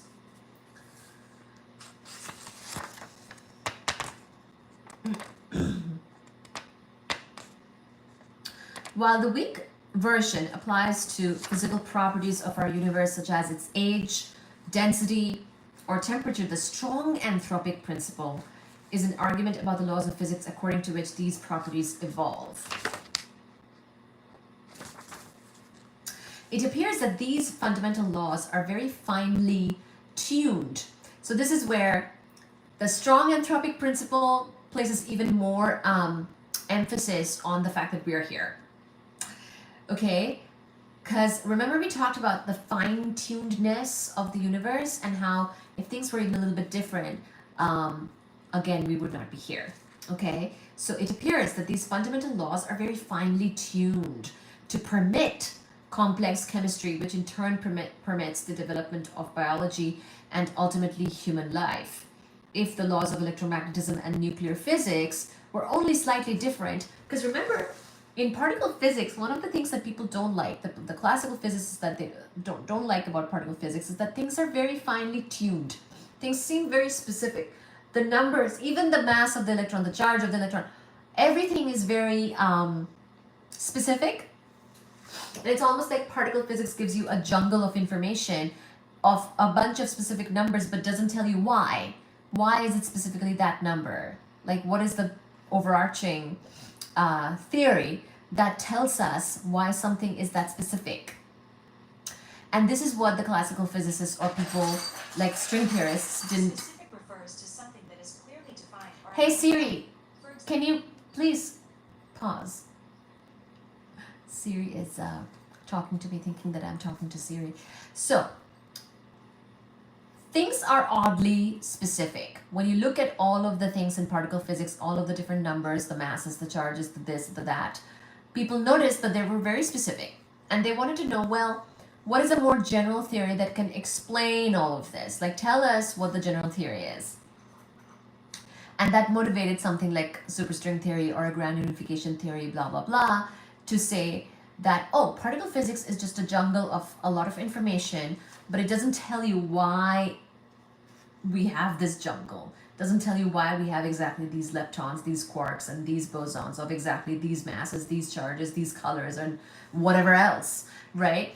It's this like jungle nature that kind of pissed people off in terms of, for example, particle physics. But this fine-tunedness has maybe something to do with strong anthropic principle, because also being finely tuned also supports us being here. So it's almost like, because it's fine-tuned is why we can survive, is why we're here, is why we're supported. Okay, so maybe we're just happen to be in a universe where all of that kind of clicked. So it appears that these fundamental laws are very finely tuned to permit complex chemistry, which in turn permits the development of biology and ultimately human life. If laws of electromagnetism and nuclear physics were only slightly different, chemistry and biology would be impossible. On the face of it, the fact that the laws of nature do appear to be tuned in this way seems to be a coincidence. But in that there is nothing in our present understanding of fundamental physics that requires the laws to be conducive to life in this way. It's almost like an avoidance of explanation. It's like, I'm going to be very finely tuned and I'm not going to tell you that that's because I wanted to support life in this universe. It's like, oh, what a coincidence. This is therefore something we should seek to explain. In some versions of the strong anthropic principle, the reasoning is essentially an argument from design. The laws of physics are as they are because they must be like that for life to develop. This is tantamount to requiring that the existence of life is itself a law of nature, and the more familiar laws of physics are subordinate to it. This kind of reasoning appeals to some with a religious frame of mind, but its status among scientists is rightly controversial, as it suggests that the universe was designed specifically in order to accommodate human life. So scientists may not agree that the universe was specifically designed to accommodate human life, but spiritual or religious leaders or people may want to, may suggest that, okay? An alternative and perhaps more scientific construction of the strong anthropic principle involves the idea that our universe may consist of an ensemble of many universes. Here we go. Who is the person who was asking about multiple universes? Hi, Nusrat.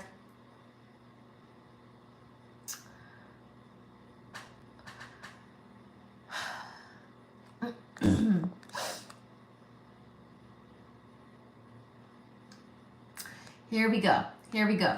So, an alternative to all of this strong anthropic principle suggestions is that more scientifically may be the suggestion that the universe may consist of an ensemble of mini universes, each one having different laws of physics to the others. This may be what emerges from a unified theory, in which the high energy symmetry is broken in a different way in different patches of the universe. So maybe the universe is, wait a minute, sorry, I said multiple universes as in there are other universes, but looks like this is on some of many universes in the same universe. So this may be what emerges from a unified theory in which the high energy symmetry is broken in a different way, where we have evolved in one of the many universes compatible with the development of organic chemistry and biology. So we should not be surprised to be in one where the underlying laws of physics appear to have special properties. I don't know if this means that our universe is made of a bunch of mini universes, or he's suggesting a bunch of parallel multiverses.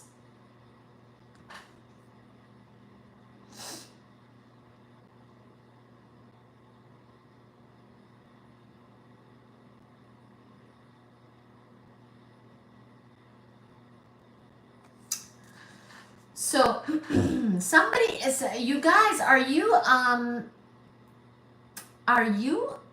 criticizing my favorite scientist? I'm going to be responding to all these comments very soon here. Don't you dare say something about my Einstein. Let him marry his cousin. I approve. Poor thing. He went through a divorce, a nasty one with his first wife. Probably his fault, but don't say anything about my Einstein. No. Little birdie, don't you dare. So, obviously we can only have evolved in one of the many universes compatible with the development of organic chemistry and biology. So we should not be surprised to be in one where the underlying laws of physics appear to have special properties. This provides some kind of explanation for the apparently surprising properties of the laws of nature mentioned above. This is not an argument from design, since the laws of physics could vary haphazardly from mini universe to mini universe. So we kind of talked about this earlier, where there would be all these different universes with all these different numbers for all of those particles, for example, that I was talking about, where we're saying, oh, it's just we're just in one instance of a universe where the particles line up in this way and the fine-tunedness line up in this way that allows for life to have developed, etc., etc. And there might be other universes where the numbers are all different and those universes don't support life, maybe. But I think our conclusion when we talked about that was, oh my gosh, I mean, this is so many universes. I mean, don't ask me if this is true or not, because this is just like a mind-blowing number of possibilities in terms of the universes, okay? This, and maybe that's fine, This version of the anthropic principle is rightly controversial, so the strong anthropic principle is controversial, but it at least addresses the distinction between the how and the why. It remains to be seen whether cosmology can explain why the universe is the way it is, but we've certainly come a long way towards understanding what happened and why, and how, sorry, not why. So we don't know the why, but we know some things about the what and the how. And that is the end of this book.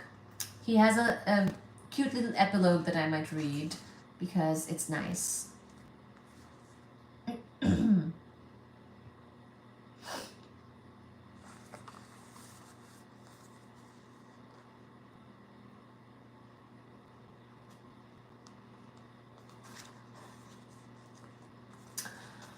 So, that's a great question.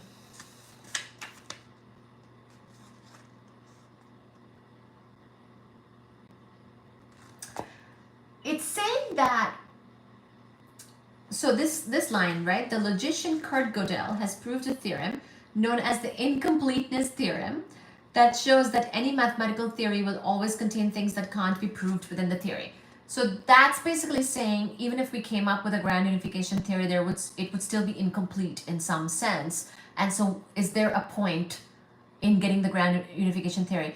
even though people are highly motivated to get a single, like somebody said, God equation or a theory of everything or a grand unification theory, with the hopes that it just solves everything for everyone. But even such a theory could be kind of incomplete in the end and doesn't really bring us the insight that we seek and the intuition that we seek. For sure, superstring theory, even though it claims to be a candidate for such a theory, doesn't really, for example, give us a lot of intuition at all, right? And it's not testable, it has a bunch of issues in that sense. But even if we say had a lot of success getting a grand unification theory done, even that theory would be kind of incomplete. And can we really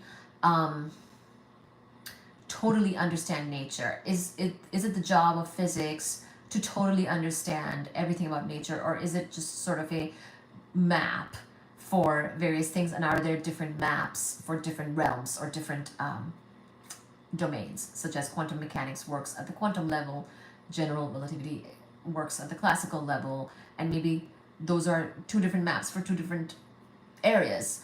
And if we had a single map, even that would be sort of a map, and even that would be a little bit incomplete. Okay.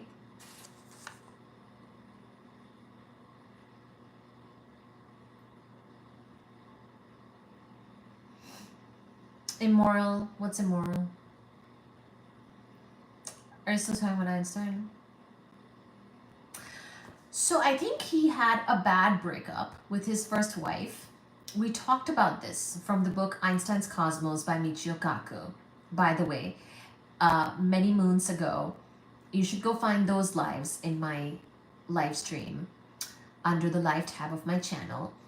Long time ago, we talked about Einstein extensively and his work and other work of the 20th century. We had the most interesting lives ever. We loved it. And we talked about how he had a very bad breakup with his first wife, and he was probably very heartbroken. I mean, I'd like to think so. I don't know how heartbroken men really are. But then he sort of got shelter with his cousin and married that cousin. You need family, you know? So that's what happened. I don't know. But don't say anything about Einstein. That's not positive, because I love Einstein. Given that every axiomatic system is inherently incomplete and cannot fully prove its own consistency.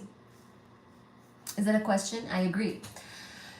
Not that heartbroken. He might not have been that heartbroken. I think he was more heartbroken that he lost his kids. I think his first wife was pretty mad at him and kept the kids away from him. I think, if I remember correctly. If I remember right, I think he did not have access to his kids. But then again, this book was written by Michio Kaku.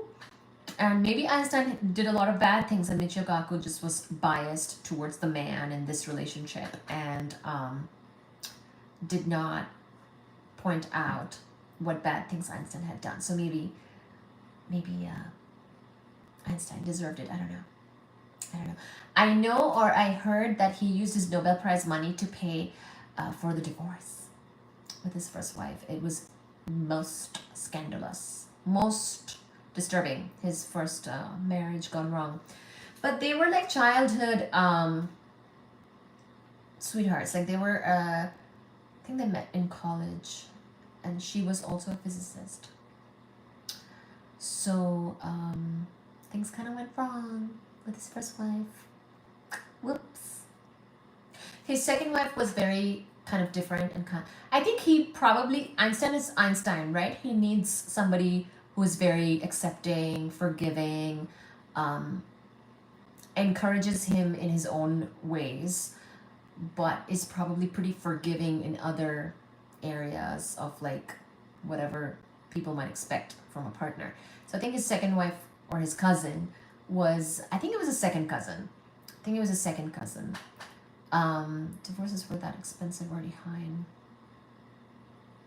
Hi Khalid Mahmoud. Hi. Hello Khalid. Hello Sama. Hello everybody.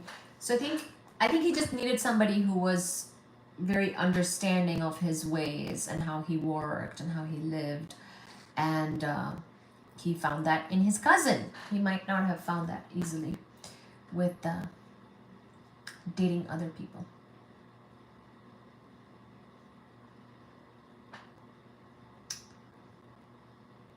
Assalamu alaikum. Okay, let's read the epilogue really quickly because it's very cute. Cosmology is in many ways similar to forensic science. Neither cosmologists nor forensic scientists can perform experiments that recreate past events under slightly different conditions, which is what most other scientists do. There is only one universe, one scene of the crime. In both fields, the available evidence is often circumstantial, difficult to gather, and open to ambiguity of interpretation. So if it feels like some of the things in cosmology that we talk about are open to interpretation, it's because that's sort of the nature of it. Despite these difficulties, the case in favor of the Big Bang is, in my view, proven beyond all reasonable doubt. Of course, important questions remain unresolved. We still do not know the form of most of the matter in the universe. So dark matter, we don't know what that is. We don't know for sure whether the universe is infinite or finite. I think it's infinite. We do not know how the universe began or whether inflation happened. Nevertheless, the points of agreement between theory and observation are so many and so striking that the pieces of a coherent picture seem at least to be falling into place. But as the saying goes, these are the famous last words. So this was the end of this book by Peter Coles, Cosmology, a very short introduction.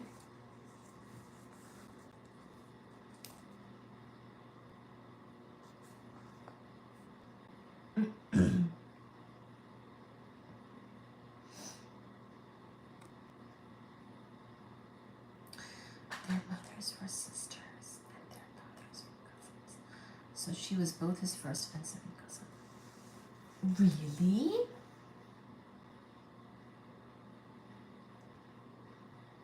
Their moms were sisters?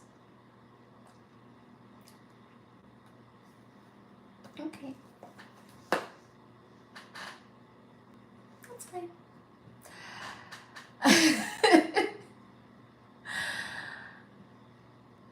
Oh yeah, and she was divorced too.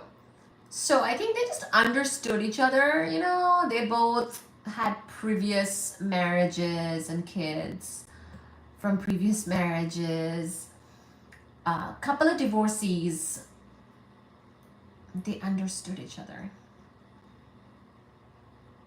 They might have married to make things easier legally, you know. Their mothers were sisters and their fathers were cousins. Oh my gosh. Well,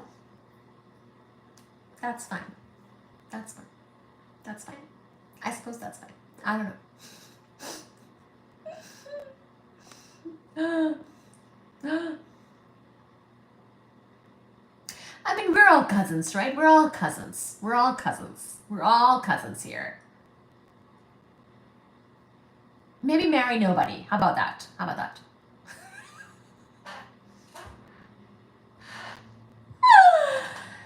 It's like universe is structured enough to be knowable, but also open enough to be fully.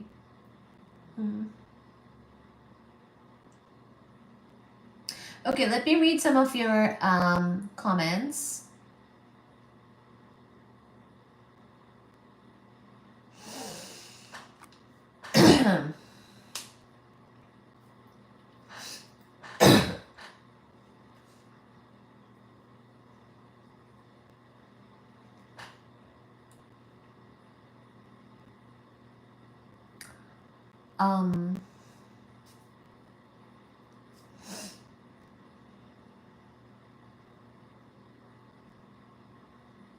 Marriage of convenience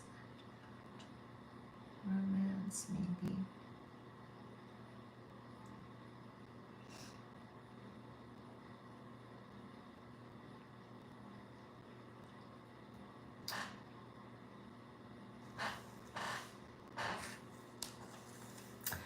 Okay, let me go over here and read some of your comments. we have now finished this book. See, I matched my shirt with the book. We have now finished this book on Cosmology by Peter Coles, so I can finally return this to the library. And they are very mad at me. Look, elementary particles right there. So we can keep discussing for a little bit longer. And let me look at your comments and thoughts over in this direction. Yeah, so I don't know much about Einstein's personal life. Hopefully it worked out with whatever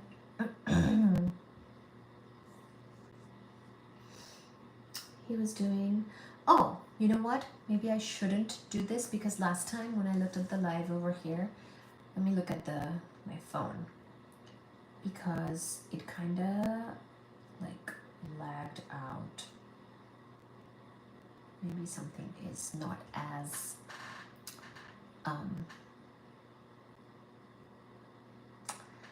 all marriages are of convenience.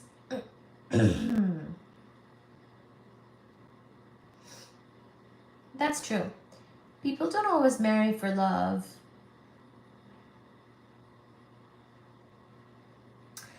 Thank you everybody for being here, and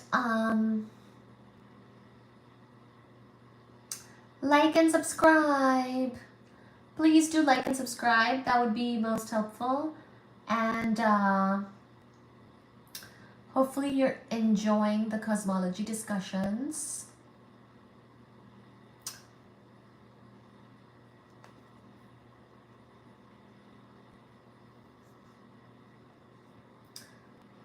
SS is saying my marriage is a real inconvenience to my girlfriend.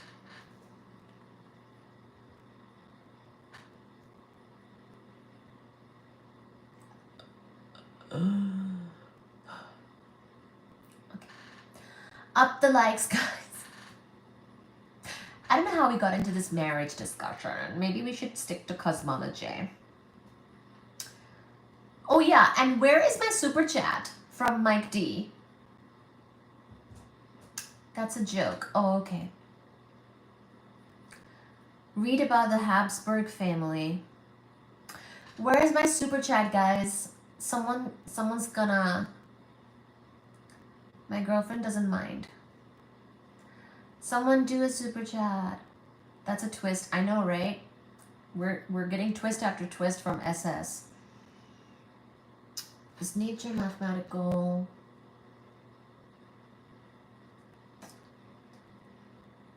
What about lots math, which is not really applied to? Hi, Samo. So let me just say hi to everybody before I go to bed. Hi and bye both to everybody. Well, we have some options. We still have Elegant Universe by Brian Greene. I might do some quantum and particle. We also have another little book of cosmology. So I think we'll go back and forth between astro and cosmology, and I might do some particle. Okay. Common sense, is nature mathematical? What about lots of math which is not applied to real world? Common sense, are you still here? And were you the person from Bihar? If so, thank you for attending. Hopefully you liked and subscribed.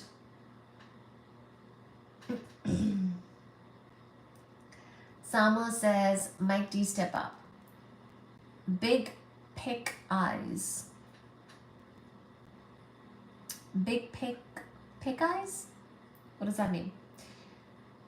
We need to unify all theories.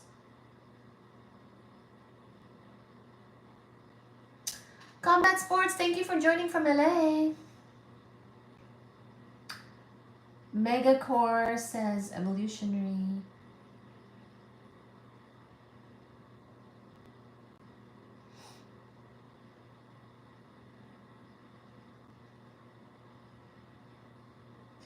The universe rotates and connects with others like galaxies with galaxies. It could be that the universe connects with other universes. It could be. I don't know. Good Good suggestion by Megacore.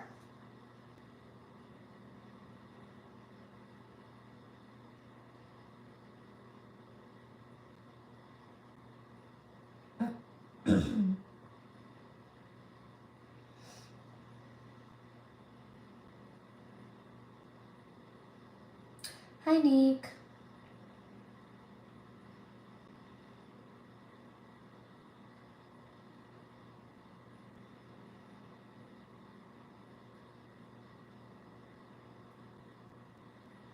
Hi, Nusrat.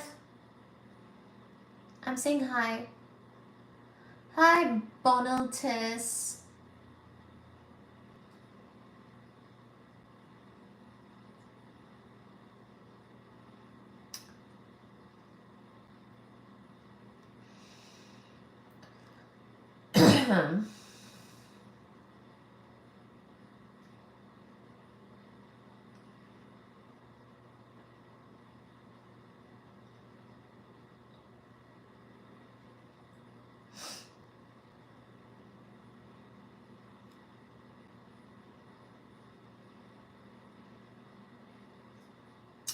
Universes can, Megacore is saying, universes can merge into a larger universe and an advanced civilization may not notice it because the structure is too large and the time for such a civilization may be too long.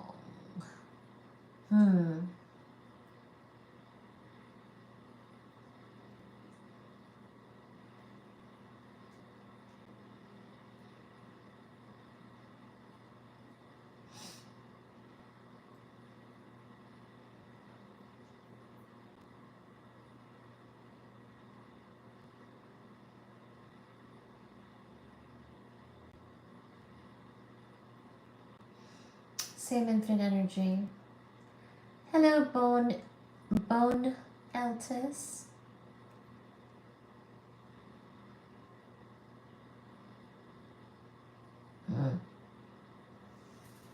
There's Baji. Maybe we should just look at Baji.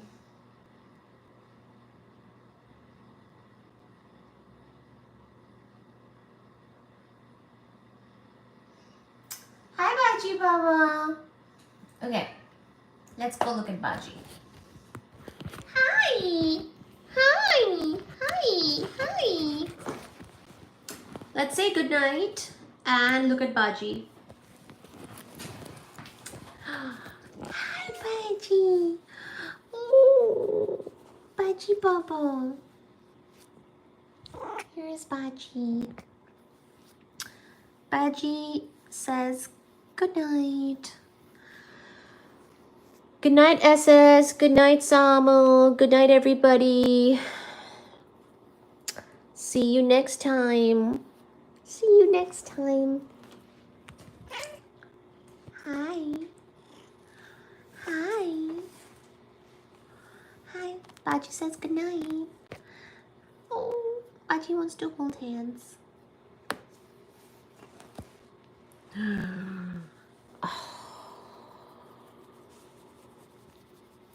You guys can still talk about cosmology, but we're gonna have a little cat time and then we're gonna go to bed.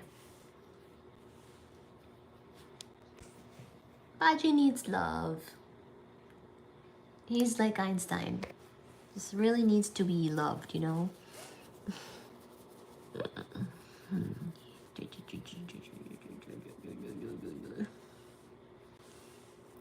Everybody, thank you for joining tonight. We will bid you good night. Thank you. Oh, Baji, don't fall. Oh, Baji, don't fall. This is the chickpea can that you guys were on. Oh, Baji, don't fall.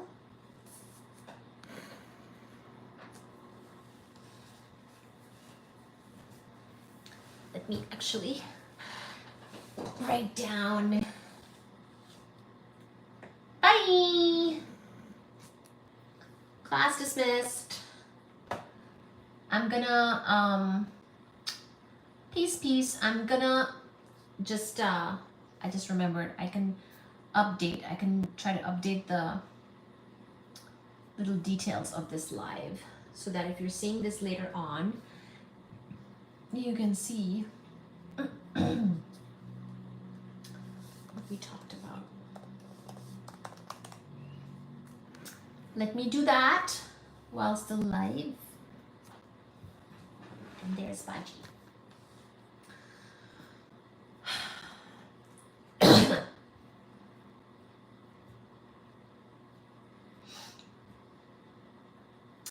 Good night, everybody.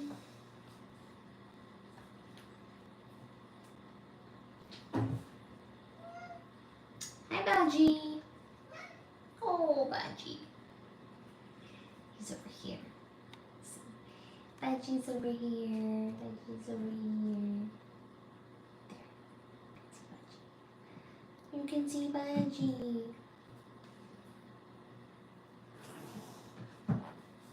Oh, Fuji.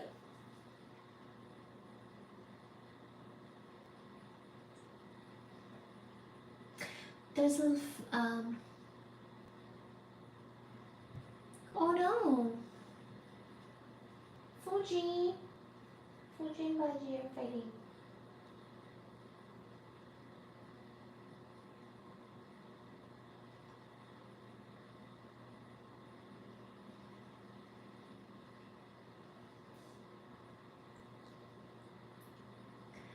Baji really wants love.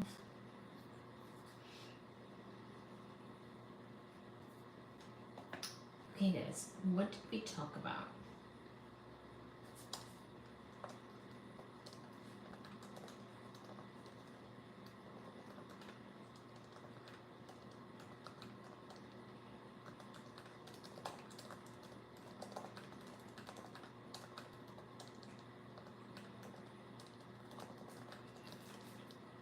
Hi Baji.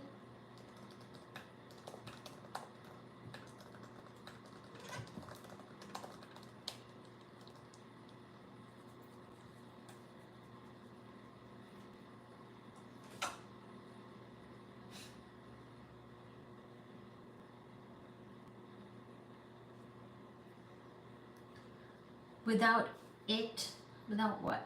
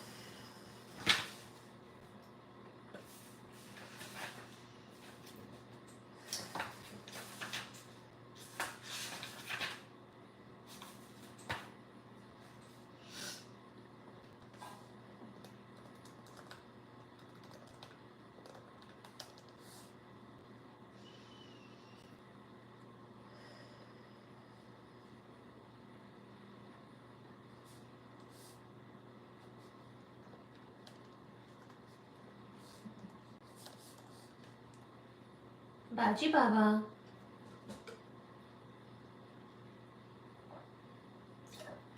Sama, where are you joining from? If you're comfortable sharing.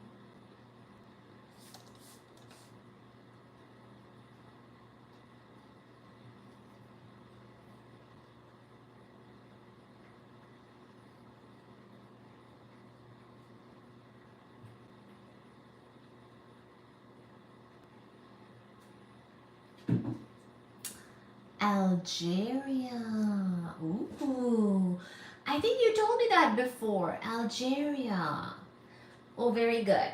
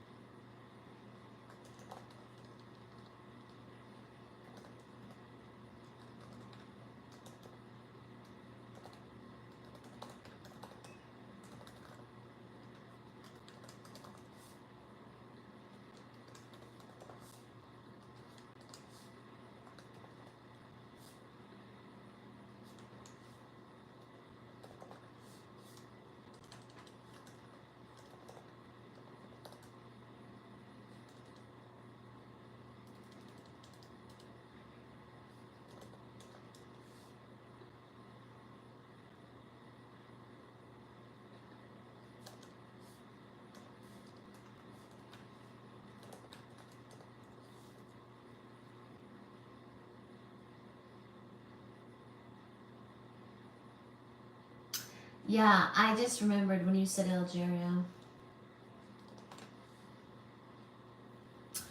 If you're joining the live, please rewind to see the full thing.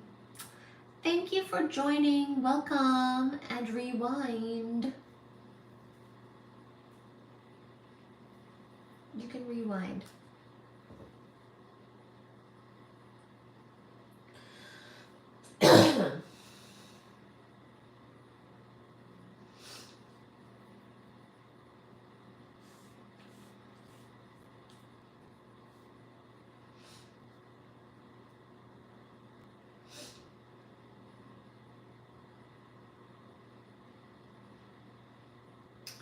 Thinking about the sentence here.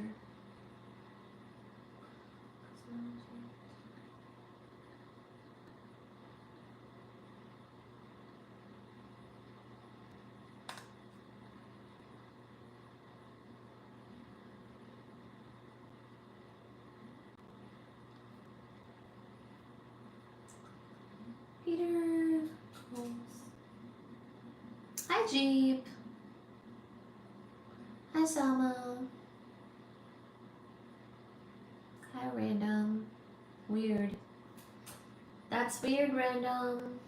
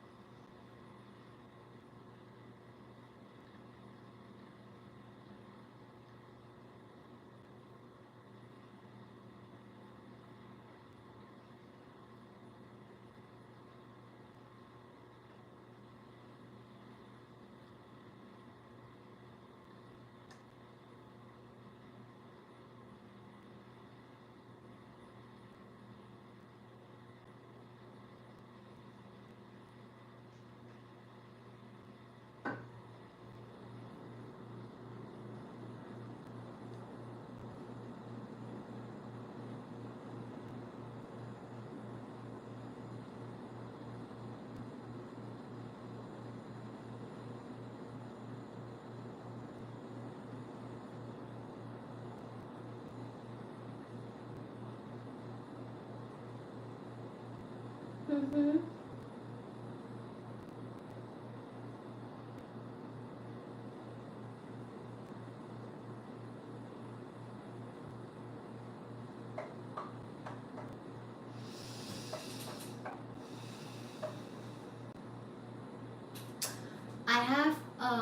I have Sean Carroll's book. It's this big, huge astrophysics book. We actually referenced it a few times with star stuff. So, but I didn't realize. Maybe brute fact. What is the brute fact? Common sense.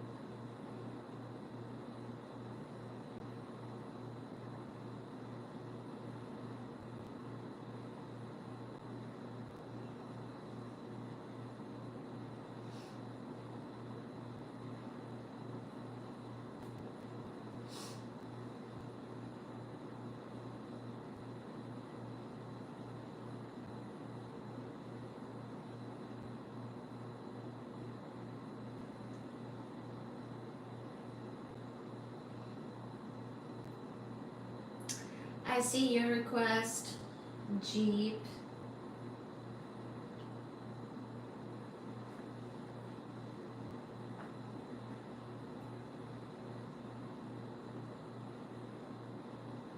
Common sense might be able to.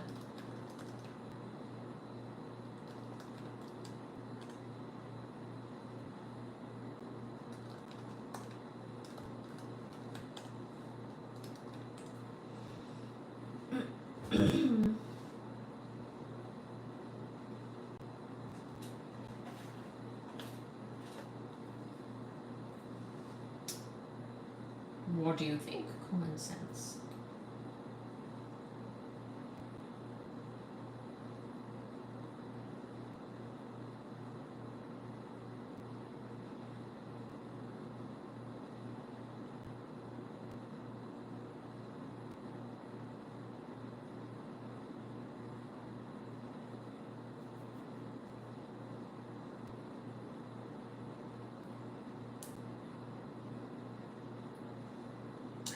Eversore, you're here? Eversore! Talk about Easter.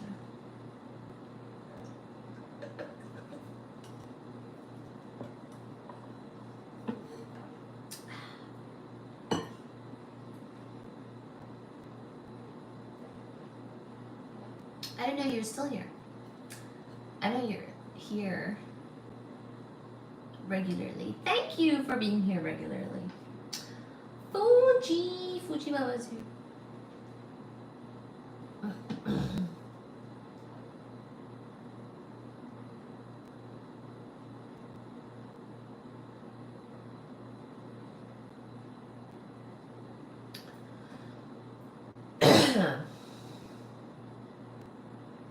Hi, piano.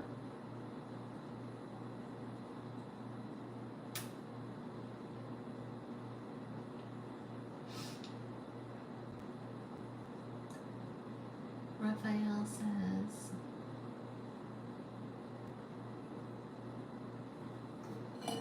wow.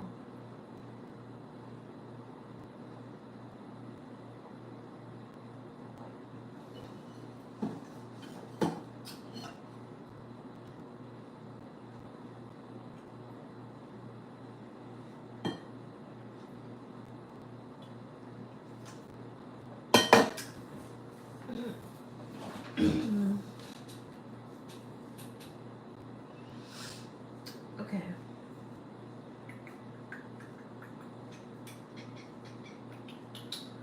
What else? What else? I was gonna do something, I forgot.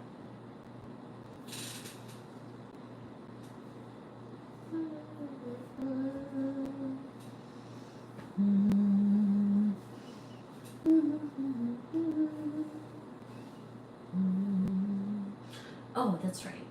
I wonder what happened. Reese, hello.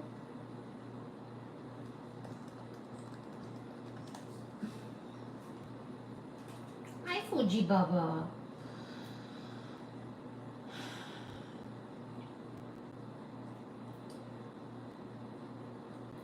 What happened? How is everything, Reese?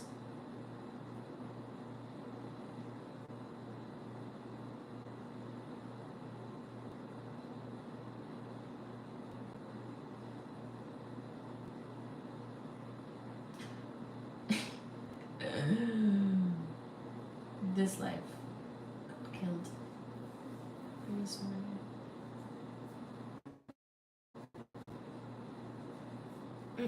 You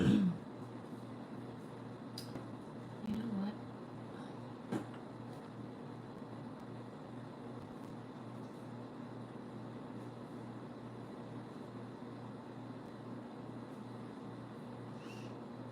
Pretty good.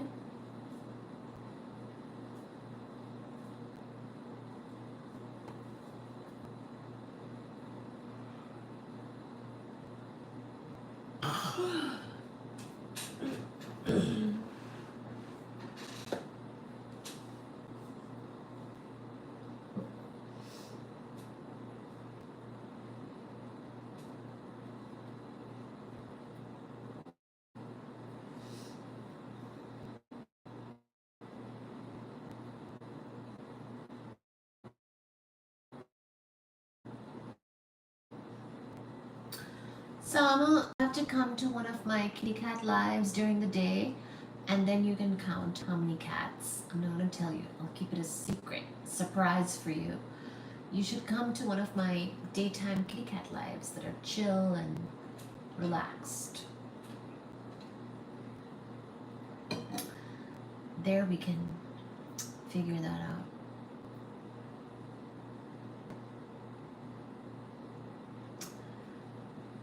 Okay,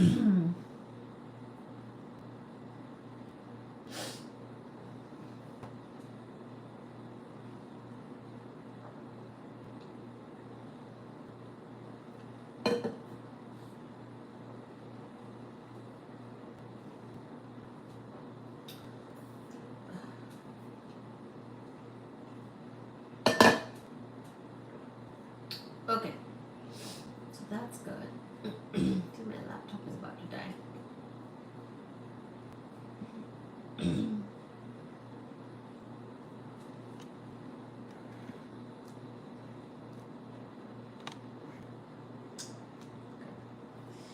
Look at Baji, not me.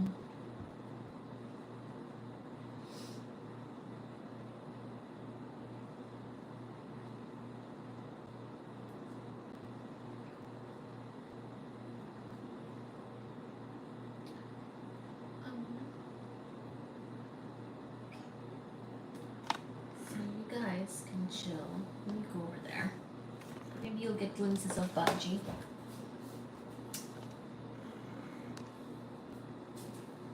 Oh, Baji's over here.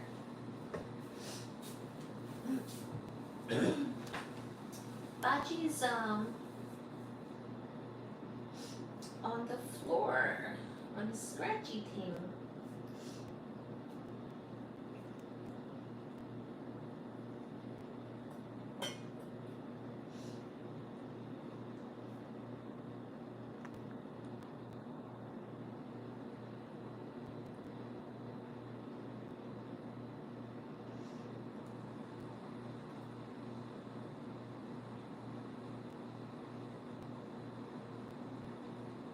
Hi, Fuji.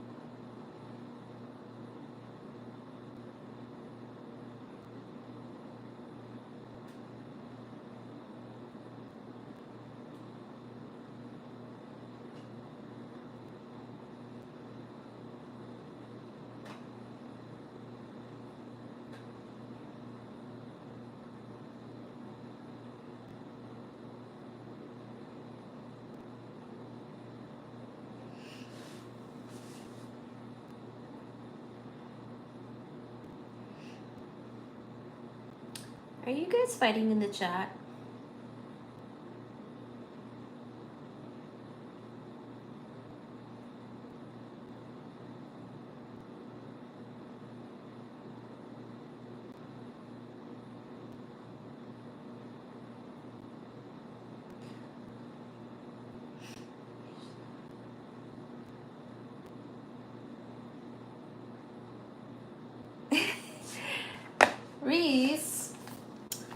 Reese's English is actually very poor. Even though he is from an English speaking country, let's just say. I won't give away exactly where he's from.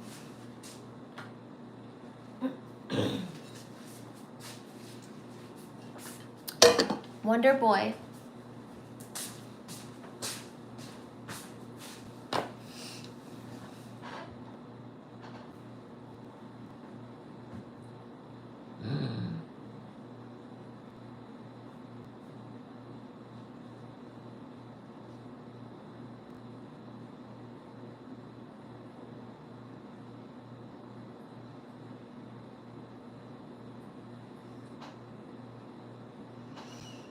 Don't you dare time up my people.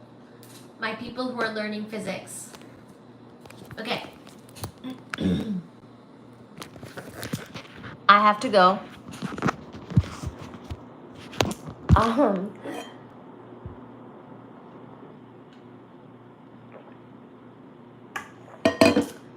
But it is nice to see everybody.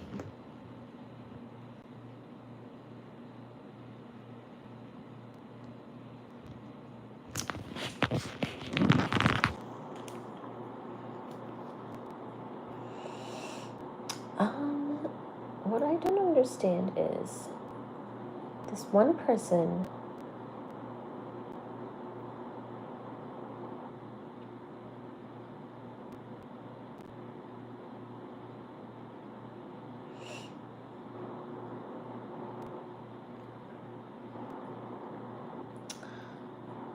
love to Switzerland.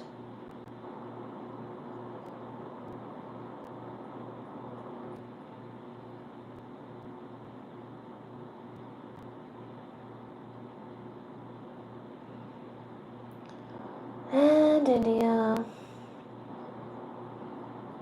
And everyone. Like and subscribe.